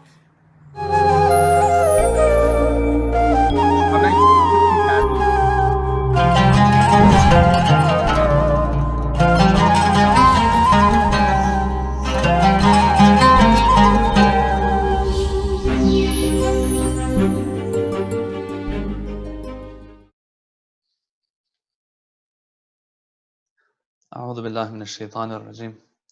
بسم الله الرحمن الرحيم. الحمد لله رب العالمين والصلاة والسلام على سيدنا ونبينا أبي القاسم المصطفى محمد وعلى أهل بيته الطيبين الطاهرين. اللهم صل على محمد وآل محمد. أعوذ بالله من الشيطان الرجيم. يا أيها الذين آمنوا كتب عليكم الصيام كما كتب على الذين من قبلكم لعلكم تتقون. صدق الله العلي العظيم. First and foremost, I want to say salam to the dear brothers and sisters who are watching and tuning in on these special nights. It is my honor to be with you for the next 5 nights. We'll have to see what you did wrong to deserve to have me for the next 5 nights, but inshallah we make the most of this time together. This verse that I recited, the famous verse of fasting, has to do with the goal and objective of the fast. That last part of the verse is an important part of the verse. When we look at the different prescriptions of Islam, some of them, they are a worship in and of themselves, and they are the goal. So for example, salat is the goal, although something else might also be achieved through it. For example, humility, for example, love of Allah, and so on. And dhikrullah, the Quran says, وَلَا dhikrullahi akbar. When it comes to salat, it helps us, although it's a form of worship in and of itself, it also secures something else for us, the Quran says, and that's remembrance of Allah. When it comes to the fast, we have the same notion, and that is that although it is a form of worship in and of itself, And the way you can tell that it is a form of worship in and of itself is that if you don't have qasdul qurba, if you're not doing it for Allah's sake, then it won't count and you'll have to make it up. So it's a worship in and of itself. Yet the Quran discloses to us that it is also a means to something else as well. And in that famous verse that says, "O you who believe, fasting has been prescribed to you the same way it was prescribed to those before you, so that you may attain piety," or God wariness. Some people will translate taqwa too. Some will translate it to God consciousness. We'll talk about that a little bit later in a couple minutes. Here clearly the Quran is letting us know that, look, the fast, the reason for it being prescribed upon you is so that something else is achieved. Yeah, it's not going to be like wudu, where wudu is done only for what is to come, which is salat. The fast itself, is a form of worship, although wudu is also a form of worship, but usually wudu is seen as a preliminary step to salat. For example, for tawaf, and so on. Fasting, though, is not just a preliminary step. It is something in and of itself. It's something that Allah wants from us. And is a very high form of worship, as the hadiths tell us. But there's something great that comes out of it as well, and that is taqwa. The verse is telling us. Let me explain that a little bit. Brothers and sisters, when we refrain from something that has been halal on us all along, whether it's eating, drinking, or other invalidators of the fast, throughout the year, these things are super halal for us, no problem at all. And so what we're struggling with throughout the year is, let me stay away from this haram, let me do this wajib, let me get off my back, make sure that I'm obedient to Allah in this scenario and that scenario. And sometimes we will maybe get lazy, sometimes we might slack off, sometimes we just won't have the willpower for it. When the month of Ramadan comes, Allah proves to us and practically shows us that, look, you have the power to do anything. You want to know why? Because you're not even going to do halal things anymore, eating and drinking. Like, come on, like all of us have that non-Muslim friend or person that we're talking to, where that person tells us, not even water. Like, you can't even drink water. I can understand if you're not going to eat food, but you can't drink water either. Yeah, that's right. We can't even drink water. But this is something big. It shows how powerful our willpower can be, that we stay away from these halal things. Brothers and sisters, you know what that means? That means that a person for 30 days, 29 or 30 days, based on the moon sighting issue, yeah, 29 days trains them to abstain from something that they didn't have to usually abstain from. And so when the month of Ramadan ends, you know what happens, brothers and sisters? What happens is that this willpower has multiplied by so much. Now, some people ask, they say, we want to secure this feeling. We want to keep this spirituality that we've gained in Ramadan. What do we do? Well, I hate to break it to all of us, but once we start eating and drinking again, things will slowly go back to normal again. But if I use that willpower now that I've gained in the month of Ramadan, I use that throughout the year to come after the month of Ramadan to at least abstain from the harams that I might have been struggling with before, whether it's looking at something I'm not supposed to look at, listening to something I'm not supposed to listen to, etc. We can think of a ton of examples. Whether it has to do with bottling up my anger with my parents, my siblings, my brother, sister, my children, whatever. Yeah? When it comes to after the month of Ramadan, it's going to be easier for me. If I want to secure that spirituality that I gained, the least I can do is to work in this direction. Not that willpower, that strong spiritual muscle that I've developed in the month of Ramadan. After the month of Ramadan, I use it for what Allah wants me to use it for. And this is what that verse is saying. It's saying, لَعَلَّكُمْ تَتَّقُونَ, so that you may be pious in your lives. In other words, when you ask these urafat, when you ask these akhlaq sages, what they'll tell you is that, yes, if a person can reach a point where they're taking care of all of their wajibat, they're taking care of abstaining from all the muharramat and all the haram things out there, then yes, they have achieved the goal of the fast. The fast is a form of worship in and of itself. At the same time, though, It helps you attain something to achieve the purpose of your creation throughout the year to come. And that's why these great, great scholars, they would say that the beginning of our year, our new year begins with the first day of Ramadan. Ayatollah Jawadi Amuli, those of you who've heard his name, probably you have. He says this all the time. He's always talking about this.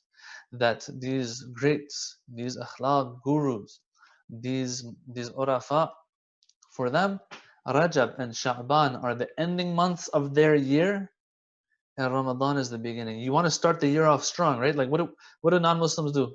Not just non-Muslims, all of us. When the new year comes and the Gregorian calendar, January 1st, we all have these resolutions that we're like, I'm gonna do this for the next year. And then of course, usually the first or second week into January, we forget it. But or if we're really good, 1 or 2 months into it. But then things go back to normal. This is exactly how it's supposed to not be when it comes to Ramadan. Ramadan is there in addition to the worship in it to strengthen the willpower so that taqwa is attained and achieved. After Ramadan, we live lives of taqwa and piety. And this is where I want to discuss a little bit the meaning and definition of taqwa. Some use the equivalent of God wariness. Some use the equivalent of God conscious, to be God conscious. Some say piety, whatever. Which one is it? Oh my God, what do we do? Brothers and sisters, let's forget all these semantics, put them aside. Brothers and sisters, I'm just going to share with you what the akhlaq teachers are saying. They say, listen, a person, once they reach a point when they're not sinning, not that they're ma'soom, they might mess up, but they can get right back up and do tawbah and get on with their life. But when you look at them, they are an embodiment of at least making an effort to not disobey God. They say if a person reaches a point where when you look at their day, you don't see them disobeying Allah subhanahu wa ta'ala, whether it's in the individual laws that Allah has for us, whether it's the social ones, whether it's the ones at work, at home, right? There are some people who, they're the ones who open the center, close the center, with all due respect, and this is not a general statement I'm making here, but the guy is the one who opens the center, closes the center. Everyone's like, my God, this guy, if it wasn't for him, the center would not be standing. And yet when he goes home, the wajib and haram of Allah there is not observed, right? He might get abusive verbally with his wife, with her husband, with their children. Yeah, there are red lines in every aspect of our lives, brothers and sisters. Eating, drinking, working outside, at home, everything. You look, there are guidelines and prescriptions by Allah subhanahu wa ta'ala and the sacred Sharia. These ulama, they say if a person reaches that point where they're not sinning anymore to a good extent, and if they mess up, they get back up on their feet and they do tawbah, they are an embodiment of and an example of taqwa. Khalas, finish, tamum. They don't have to worry about, oh, is it piety? Is it God wariness? Which one is it? And there's some things that are said by certain people, and they really go overboard about this God conscious, being God conscious, and what it exactly means and all of that. Brothers and sisters, when you look at these greats, this is what they're saying. We must reach a point where this is not happening anymore. Disobedience is not happening, and obedience, we see it throughout our lives. It takes a long time, but it is what we were created for. لَعَلَّكُمْ تَتَّقُونَ وَمَا خَلَقْتُ الْجِنَّ وَالْإِنسَ إِلَّا لِيَعْبُدُونَ, and things like that. I have brought you into this life, Allah says, to be my abd. لِيَعْبُدُونَ. An abd does ibadah, an abd does ubudiyah, is obedient. That's what Allah wants from us. All right. So the fast is trying to get us to move in that direction. And so here, I want to introduce what we're going to be speaking about for the next few nights. If it's all about taqwa in this month, if Imam Ali gets up and asks the Holy Prophet sallallahu what is the best actions in this month, and the Prophet says, Al-wara'u an maharimillah, to stay away from the harams of Allah, those things Allah has made haram on you. If that's what it is, in other words, if the goal is taqwa in this month, there is a khutbah in Nahjul Balagha, all of you have probably heard of, and that is khutbatul muttaqeen. the khutbah of the pious ones, the ones who have taqwa, the bearers of taqwa. And in this khutbah, Imam Ali describes what a person who is the embodiment of taqwa looks like, right? And so after that definition that I gave of taqwa, that taqwa practically means a person reaches a point, has this disposition in them where they don't sin anymore almost. If that's the definition, when we look at this khutbah, we find Imam Ali listing a lot of different traits of the muttaqeen. The definition was pretty straightforward, brothers and sisters. The definition was wajib and haram. A person takes care of these, observes them properly, they have taqwa. But Imam Ali goes through a whole list. Maybe some have counted up to 110 characteristics and traits of the muttaqeen in this khutbah. Some of them you look, it's more than just wajib and haram. So for example, one of them is that they dress modestly. Well, is it haram to moderately, excuse me, not modestly, moderately.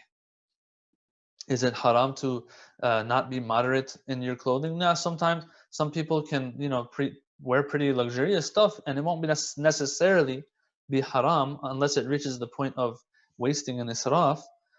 Or other examples, Salat al-Layl, he'll talk about. Salat al-Layl is not wajib. So now you'll have a problem here, a question that might come up for some people, and that is, if Salat al-Layl is not wajib, yet Imam Ali describes the muttaqeen as those who pray Salat al-Layl, then how this contradicts that definition that we had a few minutes ago, where it all boils down to the wajib and haram. This is where, to solve this problem, these scholars will tell us that taqwa has different grades. Now, growing up as a kid, we were always told that, that base level of taqwa, which is the wajib and haram, observing it, whatever, that's everyone knows that. Let's talk about the higher levels of taqwa. Making it seem like that first level, which is the most important foundational level of taqwa, isn't that important. I just want to say this, brothers and sisters. No, 70% of our effort should go towards the wajib and haram. If a person continues this in their life, yes, they will start rising more and more. Allah will see that this person is deserving of more, and Allah will give them more, and certain things that Imam Ali speaks about in this khutbah. So yes, there was a contradiction between our definition of taqwa and this khutbah. The definition was observing wajib and haram. The khutbah goes more than wajib and haram. How do we reconcile? We say if a person continues the path of wajib and haram, observing them, either performing the wajib or abstaining from the haram, if they continue that long enough, it will be proven to Allah subhanahu wa ta'ala. Not proven, I speak figuratively here, I speak loosely here. But it will be proven, quote unquote, to Allah, this person is deserving now for more. Allah gives them more. This person reaches a point where there is some ma'rifah of Allah in their heart that Allah put in them. As a result of their basic taqwa, as a result of that, it'll be easier for them to wake up for Salat al-Layl, for example. Or have other traits that the Imam speaks about in this khutbah. Now, we want to go through this khutbah. I'm pretty sure we're not going to be able to go through the whole thing. There are some very important ones in there that I feel that we can really take inspiration from in the next few nights that I'll be at your service, as they say, and we'll be discussing this khutbah. So with that, I want to begin, inshallah, and I think I have about another 20 or 25 minutes, 20 minutes or so. And then, as you all probably know, we also have Q&A in the end, 10-15 minutes that you can send to the Slido page. Yeah, and we'll discuss those if there are any questions. All right, so let's begin. Bismillah ar-Rahman ar-Rahim. روي أن صاحبا لأمير المؤمنين. This is khutbah, sermon number 193, by the way. Some of you might know that there are different versions and editions of Nahj al-Balagha, but in the more famous one, this is khutbah number 193. Because sometimes these khutbahs and sermons, they have different numbers in different editions of Nahj al-Balagha. It says, روي أن صاحبا لأمير المؤمنين يقال له همام كان رجلا عابدا. That there was a companion of Amir al-Mu'minin alayhi salam by the name of Hammam. I want us to pay attention here. Hammam, not hammam. Some people say, oh, did his name mean like bathtub or something? Because in Farsi, in Arabic, maybe in Urdu too, we have this word hammam. That's with a ha, the thick, deep ha. In Farsi, we call it hey jimi, because it looks like a jim. No, this hammam is with a he, with the soft ha. So it's a different root. It's not from the same root as that word. So this companion of Amir al-Mu'minin, his name is Hammam. It says he was kan rajulan abida. This person was one of those people who worships Allah a lot. And apparently he was known for that. So he says to Imam Ali one day, he says, Sifli al-muttaqin hatta ka'anni anzuru ilayhim. I want you to describe to me the muttaqin. What do they look like? And I want you to describe it to me in a way that it's as if I'm looking at them. That means I want you to be as elaborate as possible here. Give me as many details as you can. فَتَثَاقَلَ عَنْ جَوَابِهِ. The Imam, he's hesitant to do so. And he goes on to say, Ya Hammam, ittaqillah wa ahsin. You want to know about the muttaqeen? You want to know what they look like? You want to know what continuing the path of obedience of God can yield? You want to know all of that? Don't worry about it. Ittaqillah wa ahsin. I really, really love this answer of Imam Ali. You know why? Because the Imam doesn't mess around. The Imam, he knows that there's people out there sometimes, they will get this spiritual feeling, but that's about it. Some people aren't ready to hear certain things. So what are they supposed to do? Well, they're supposed to continue doing what they're doing and what they're supposed to be doing. Here the Imam says, Ittaqillah wa ahsin. Listen, I don't want to talk about it. What you need to do is continue having your taqwa. Ittaqillah wa ahsin. And do good deeds. That's what we're created for. Don't worry about the rest. But this person is insistent. Now, this answer that Imam Ali gives, lots of times people will come to us sheikhs, right? And they'll ask certain things. And you can tell, knowing this or not knowing it doesn't really make a difference for this person. The only problem is if you start explaining this matter to them, which might be a deeper concept, it'll be something that they'll pay more attention to versus that which they should be paying attention to. Like the guy, he's struggling with his salat still, and he's coming and asking about wahdatul wujud. Right? Okay, so what's wahdatul wujud going to do for you? It's a theoretical thing. Allah wants practice from us. He wants amal from us. And here you are asking about something that isn't going to help your dunya or akhirah because you're still struggling with your salat. And this is just an example, right? This is just an example. There are a ton of examples that can be given. One guy has bad akhlaq at home, but then he's asking like some crazy deep stuff about Islam in the center, for example. You're like, hey, the whole community knows you have an anger problem. We see you how you even shout at people sometimes in the center, for example. I'm just using examples here. Not that this is a real life example. And so what happens is this guy's asking about some stuff that's not going to help him anyway. Yeah, why? Because he's still struggling with these things. He needs to fix these things. Here, Imam Ali, not that he doesn't want to answer Hammam because Hammam has some things he's struggling with. Maybe there are other reasons Imam Ali doesn't want to share this information with him. As you will see towards the end of the khutbah, those of you who probably heard the story, but yeah, it's famous what happens to Hammam in the end after he hears all of these descriptions.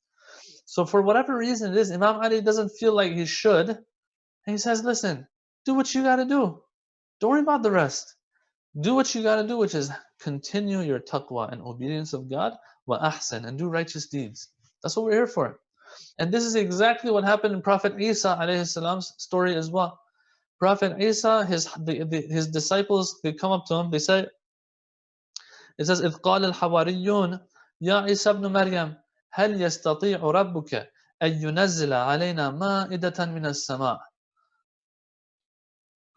Can your Lord, the disciples of Isa alayhi salam, they came to him and said, can your Lord send down for us a divine, heavenly tablecloth, a sufra, dastakhan, whatever you call it, We want to have a divine like feast. Yeah? This food, we want it to come from heaven. What does Prophet Isa say? So it doesn't say it in the verse, but I'm guessing that first it says SMH, like shaking my head. the Prophet shakes his head like, what are you guys asking for? And so he says this. They said, أن ينزل علينا مائدة من السماء. Can he send us such a thing? قال Isa ibn Maryam alayhi salam responded. He said, اتقوا الله إن كنتم مؤمنين. Do you believe in God? Are you mu'min? Yes, we are. Then have taqwa. Continue your obedience of God and being an abd of Allah, a servant of Allah. A servant, what does a servant or a slave do? They listen to the command of their owner, their master. Continue that. What do you want? What are you asking for? A tablecloth from heaven? We want to have a divine feast or something. What is this? Anyway, it's a long story. It goes on. I don't want to get into that part, but the point I'm trying to make is this. Sometimes there are certain things we ask for, and it might not be the best time for it. What do? We stick to the basics. We stick to those things that we know we have to take care of. I'm saying this because I see it out there. People don't stick to what they need to do and just keep going and keeping things solid. And they just try to learn certain things sometimes when it's not supposed to happen then. This does not mean that we don't ask questions. This does not mean that we not try to learn more. This means we have to get our priorities straight. That's what I'm saying. All right. فلم يقنع همام بهذا القول حتى عزم عليه. So Imam Ali eventually, by the insistence of this Hammam, the Imam begins and he praises Allah, sends his salawats upon the Prophet sallallahu alaihi wasallam, and he begins the khutbah. Now this khutbah can be broken into 4 or 5 sections and segments, each revolving around a certain theme. Yes, one of them, for example, will be what they look like at night, what they look like in the daytime, what they look like outside, things like that. So he begins, Amma Ba'd, and we enter the first segment and section of the khutbah. It says, Amma Ba'd فإن الله سبحانه وتعالى خلق الخلق حين خلقهم غنيا عن طاعتهم. The Imam doesn't just jump into describing what these muttaqin look like. He just jump into it like that. You know what he does? He gives an introduction, just like I gave you guys an introduction now. He gives an introduction first. And these introductions sometimes are the most important thing out there. Without it, we will miss out on a lot of that which we could have gained from certain words that are said to us. Once the introduction comes, then we will take in a lot more than we would have if that person did not give us an introduction. Here, the Imam doesn't just jump into the description. He says, okay, take out your pen and paper. I want to give you a list. He doesn't say that. The Imam says, let me give you an introduction first. Allah subhanahu wa ta'ala, when He created creation, He created them while He was not in need at all of their ta'ah, their obedience. So right here you see what the Imam begins the whole khutbah with? Obedience. Khutbatul muttaqeen, the sermon regarding the muttaqeen, those who have taqwa, the Imam makes it all about obedience. He says, look, I'm about to start talking about obedience of God. But let me just let you know that Allah, when He created creation, it's not like He needed obedience of anybody. غَنِيًّا عَنْ طَاعَتِهِمْ آمِنًا مِنْ مَعْصِيَتِهِمْ. So He doesn't gain anything by us obeying Him. And on the flip side, it's not like we're hurting Him in any way when we disobey Him. So in all cases and situations, He is who He is. It doesn't even matter. In other words, it's all for us. Okay. لأنه لا تضره معصية من عصاه ولا تنفعه طاعة من أطاعه. Because it doesn't harm him if we disobey and doesn't benefit him if we obey him. فقسم بينهم معايشهم. Alright, so He created us with this purpose of obedience, and He didn't need it from us. And then He divided amongst us and distributed amongst us our ma'ayish, our livelihood. In other words, there's a system in place. Now, does that mean everyone's going to get equal amount? No. وَوَضَعَهُمْ مِنَ الدُّنْيَا مَوَاضِعَهُمْ. And he put each of us in a certain place that's dedicated to us. One person is going to be the CEO of a place. Another person is going to be, I don't know, working in a blue-collar job. Another one's going to have a white-collar job. Another one's going to be the king of all kings. The other one's going to be the slave. What's the Imam saying here? It seems the Imam is giving this description for a reason. What is that reason? What he's trying to say is that, look, things in this world, they're going by certain rules, and those rules are such that not everyone's going to always have the equal opportunity as others, right? But in the end, what happens is we all rely on each other. If you're a king, you still need people under you to do work for you, or else you won't survive. And those who are subordinates to that king, if they won't survive either without those who are their superiors. It's just a system that's there. Right now in this coronavirus pandemic that we're in, that's what's happening, isn't it? What's happening right now is that people have noticed that without the help of some people out there that we would take for granted before, these essential workers, nothing's going to work. And we might as well just give up on life. Yes? And so that's why they shut down all businesses, but essential businesses were kept open. Yeah? There's a system in place. And so now that everyone is relying on each other, and some are higher, some are lower, this is where tests will come in. And Imam is just echoing what verses of the Quran are saying in this regard. I'm not gonna get into those verses. Let's move on. And so he begins. فَالْمُتَّقُونَ. He begins, and we're about to end, by the way. فَالْمُتَّقُونَ. Let me see if we have any questions or if I can go on. I don't see any questions here, so on the Slido. So maybe we have a little bit more time, I guess. فَالْمُتَّقُونَ فِيهَا. So here the Imam concludes from this little introduction he gives. He says, so, in Arabic, fa means so, as a result. As a result of what? As a result of how this dunya has been designed. And everyone has their own place, and everyone has their own job, and everyone relies on each other. And so some might not live up to their responsibility when it comes to others. Yes? But there will be some who, in the midst of all of this, they will do what they're supposed to do. So he says, if this is the case, that God sets such a system in the world, as a result of this, the muttaqun in this dunya, the ones who are actually doing what God wants from them, they are the ones who are ahlul fada'il. فَالْمُتَّقُونَ فِيهَا هُمْ ahlul fada'il. The people, the muttaqeen, the ones who have taqwa out of all these people who are in the dunya, are the ones who have certain merits.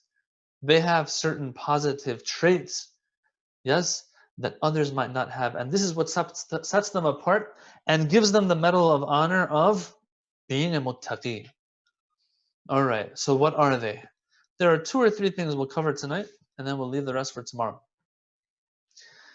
منطقهم الصواب وملبسهم الاقتصاد ومشيهم التواضع. So people are listening here very closely.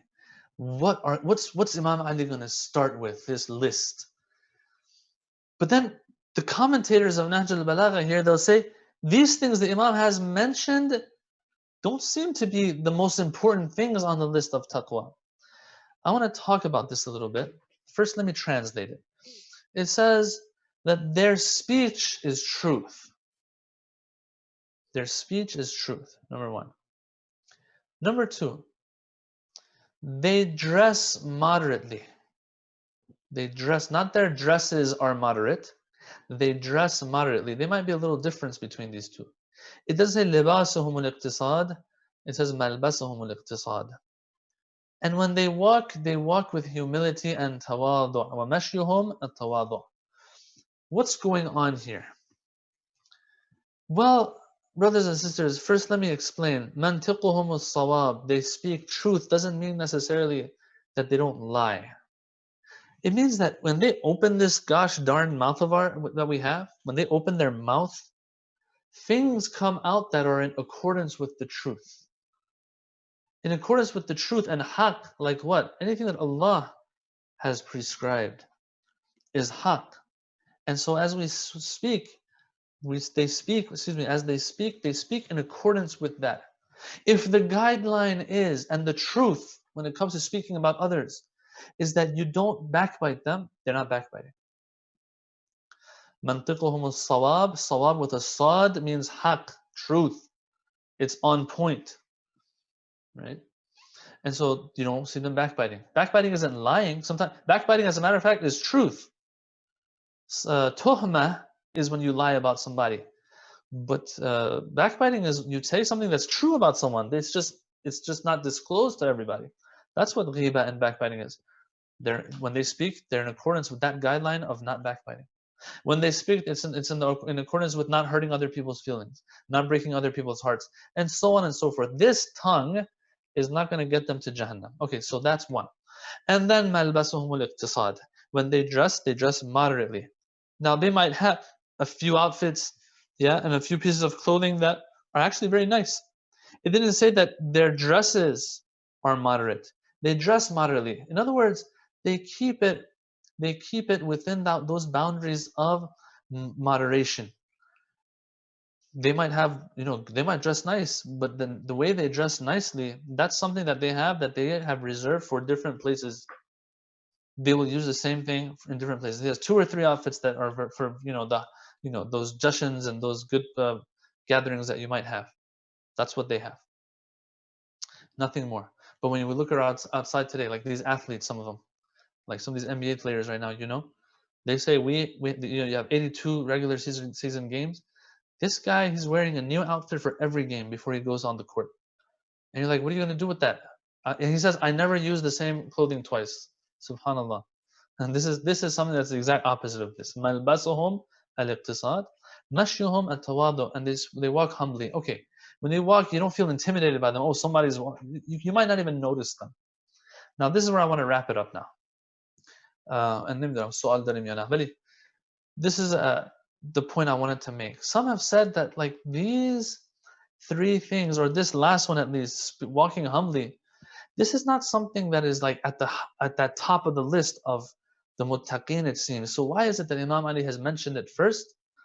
It seems, brothers and sisters, these might not seem like very important things in and of themselves, but they reflect a disposition that this individual has achieved that is something great, actually. Very magnanimous.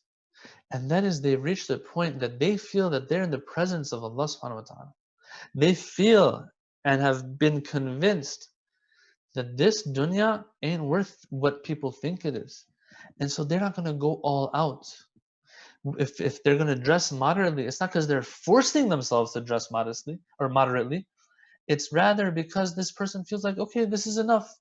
This does the job. But no, there's all these other things out there that you can buy and wear. I'll save that for akhirah. Or when it comes to mashyuhum at-tawadu, this person walks humbly on the earth. Why? Because he just can't walk, all big and think like he's somebody, a big shot. Why? Because in his heart, they've reached a point, because of taqwa and continuing taqwa on a daily basis, Allah has settled in their hearts.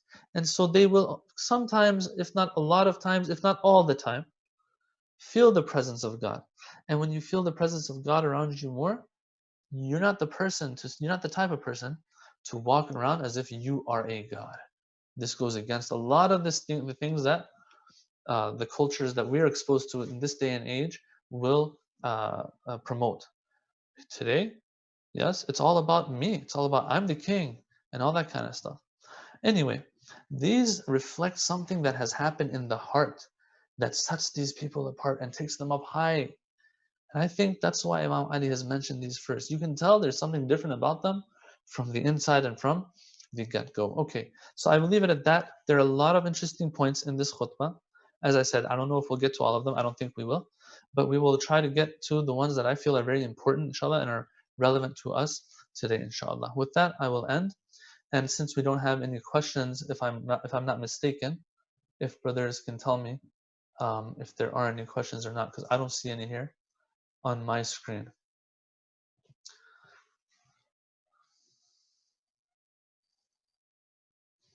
If we don't have any questions, then yes, we will end it here. Inshallah till tomorrow night. Walhamdulillahi Rabbil Alameen. Wassalamu alaikum wa rahmatullahi wa barakatuh. And so now, right when I said my salam, someone left a message here. So I'll look at it. The question says, if Imam Ali didn't want to tell Hammam this khutbah at first, is it appropriate for us to be reading and studying this hadith? Very good question. When you look at it, when you look at this hadith, brothers and sisters, what you find is that there isn't anything out in it that would not be mentioned in the Quran, either directly or indirectly. You can find a verse for the majority of the things that are listed here. So what you see is that it's not something out of this world. Yes, there are some things the urafa say you're not supposed to share with others. Others won't be ready for it. A person like me won't be ready for certain things. And so that is not to be shared. But when you read through the khutbah, you find that no, these are the same things that Islam is telling us through other hadiths and through the Quran and Quranic verses as well. Here, the Imam just brings them all together and very nicely says them. And so what you conclude from it is that it wasn't that Imam Ali didn't want to share it because these are secrets. Yes? The reason why Imam Ali was hesitant to share it was because Hammam was a person who was ready to receive it, actually. And when he received it and heard it, he was just so, he just rejoiced so much that he couldn't contain his eagerness to meet Allah subhanahu wa ta'ala. It was so beautiful for him. And so he, at the end of the khutbah, it says he left this dunya. His soul departed upon hearing this. So the reason that Imam Ali was refraining from sharing it was because of something else, not because it's information that cannot be shared with us. So no, it's perfectly fine for us to read it as well. Does everyone know his or her red lines? No, they don't. And that's why it is wajib, our maraji' say, it is wajib on us to go and open up the Tawdih al-Masail of our marja' taqreed. Yes, open it up and read what is wajib and haram on us. Either we find it in there or we don't. Every day, 1 or 2 pages I have to read. And when I say pages, I mean it in the broader sense of the term. Pages, it can be online now too. MashaAllah, the Maraja have their online, the offices online. And so you can read through those books to learn what the red lines are, what the haram and wajibs are. And if you don't find your answer there, you can always send a question in. MashaAllah, today accessing scholars and sheikhs has also become a lot easier. And a person who goes after it will find the answer. And so it's just like when you have a driver's license, yes, when you want to get a driver's license, you have to go learn the rules. If a cop pulls you over, you can't tell him, I didn't know the rules. He'll laugh at you. He'll say, when you have a driver's license, it means you know the rules. For me, that's what it is. So you should have done your part and learned. Same thing with us. On the Day of Judgment, the hadith says some people will say, oh, we didn't know. Then the angels will say, well, why didn't you go learn? Yes, the means for learning today, alhamdulillah, have become much easier.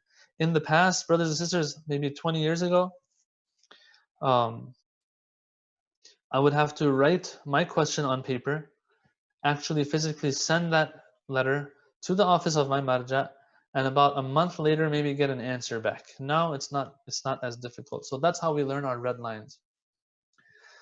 Do we know more about Hammam? I don't know more about Hammam.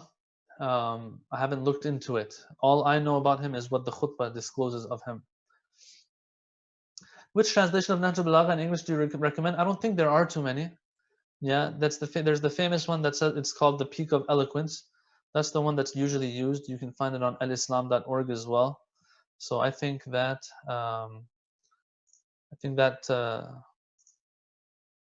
does the job. It does the job. You see, brothers and sisters, the thing is that Nahj al-Balagha, even when you understand the translation of it, it needs to be taught. Yeah, that it needs to be taught. And so I'm a big fan of that teaching things. Right now there are a lot of people out there who are into translating works and books. That's good. But lots of times it won't do the job. Shahid Mutahari's books, very wonderful. But when I go through them, I'm like, man, this part people aren't going to get. Especially because after you translate it, there's some of it is lost in translation as well. So I really believe in teaching all of that. And those of you who know, we have that Mizan Institute. That's what we're trying to do. We're trying to teach as much as we can. Inshallah, someday we'll have our Nahj al-Balagha podcast up as well. We've started that. I've done a few of those, about 20 parts. Inshallah, that goes up as well. And people can benefit. How a muttaqi can balance between submitting, devoting his or her life to Allah and also being motivated to have life accomplishments. There is no contradiction between these two. The brother or sister who's asking, these two go hand in hand. Allah subhanahu wa ta'ala says in the Quran that He's the one who created us and put us on the earth. وَاسْتَعْمَرَكُمْ فِيهَا. Ayatollah Jawadi Amuni, his tafsir of this verse of ista'marakum fiha means He put us in here and He wants us to build it and make it a flourishing place, this earth. Yes, so it's part of taqwa to earn a halal living, to be successful and have accomplishments. These don't go against each other. The only difference is I'm not going to put all of my effort for this dunya only. Yes, I will put some for the akhirah as well. And when I have to choose between dunya and akhirah through doing haram or not doing haram, I will choose akhirah. That's all it is really. Living a normal life within the boundaries of Islam, within those red lines that I said. I think that does the job. There's nothing wrong with that. There's no problem. Unfortunately, some people are given this idea that the more you go after accomplishment in this world, the less your akhirah is being built. Brothers and sisters, there was a periodical back, I think 50, 60 years ago in Iran. I forgot the name of it. I'll have to look this up. But Ayatollah Makarim Shirazi back then had converted the wealth of Imam Ali back then to like dollars of today. And man, was Imam Ali a person who was generating wealth. He was working hard all the time. Now this is before his khilafah, of course, probably. Because after he became Khalifa, he didn't have time for those things. But the man was working hard. Now someone might say, oh, you shouldn't be trying to, have accomplishments. This is just the dunya. No. We're supposed to do as much work as we can. At the same time, keep that balance between some ibadah as well and taking care of our family and spending time with them. The rest, it's work, brothers and sisters. Either you got to study hard in school, or after you've graduated and all that, then you do work. Or if you're a person in business, you got to go out there and do. There's a famous hadith that says Allah put 9/10 of rizq in trade. So we have to figure that stuff out. That's the reason why we're here. Allah has put needs in us, and He wants to see how we satisfy those needs in a halal way or in a haram way. So this is part of the deal. There's nothing wrong with that. A balance, I think every person can figure that part out, how much. But this idea of, worldly accomplishments go against akhirah accomplishments, no, that won't be the case. Thank you, Imam for the words of wisdom. Can you share advice to get better at salah? Not get distracted, maintain sincerity. Well, there's just two things I'll share. And this will be the last question for tonight. Yes. Two things I'll say. Number one is a person who, throughout the day, is careful, practically, not to step on those red lines. Everything that comes up, a split second, subconsciously they ask themselves, is this haram or not? Okay, no, it's not haram. Okay, I can do it. That continuous diligence, slowly puts Allah and His importance in our heart. If we're taking care of that outside of the salat, inside of the salat also should be easier, inshallah. Number one. Number two, Ayatollah Bahjat has a very, very practical piece of advice in this regard. He says, look, don't be perfectionists. If you start your salat and your mind wanders off, in the middle of your salat, whenever your mind comes back again, from there on, don't let yourself voluntarily wander off again. A lot of us do make this mistake. We voluntarily let it go again. We're like, oh, I missed it from the beginning, so what's the point? No. Keep practicing that. You'll get stronger and stronger at it, and inshallah, a time will come that no, you can keep that mind where it's supposed to be. This is one of the biggest struggles. The salat is one of the biggest struggles, so don't worry about it. It's something that takes a lot of practice that we have to work on. The one who doesn't do anything for it, they're the ones who are going to be at loss. But if we keep practicing, then inshallah we'll get to where we're supposed to get to. So taqwa outside of salat and inside of salat, don't let it go again when you remember, inshallah ta'ala. Okay, with that, we'll wrap it up. I thank all of you for tuning in. Keep us in your du'as. Wassalamu alaikum wa rahmatullahi wa barakatuh. إلهي عظم البلاء وبرح الخفاء وانكشف الغطاء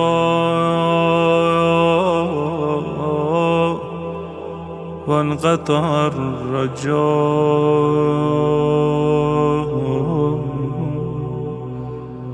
وضاقت الأرض ومنعت السماء وأنت المستعان وإليك المشتكى وعليك المعول في الشدة والرخاء.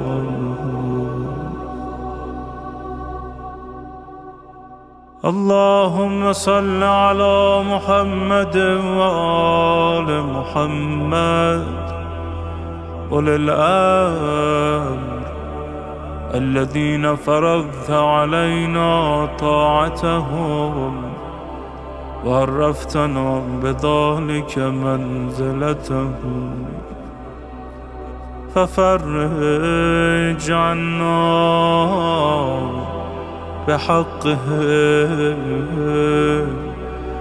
فرجا عاجلا قريبا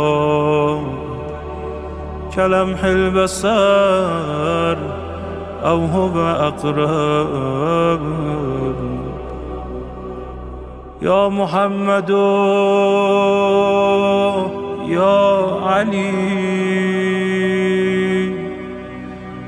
يا علي يا محمد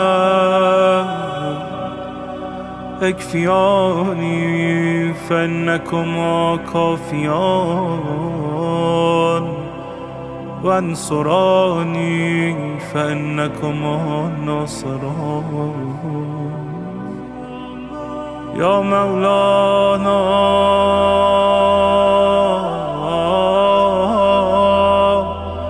يا صاحب الزمان الغوث الغوث الغوث أدركني أدركني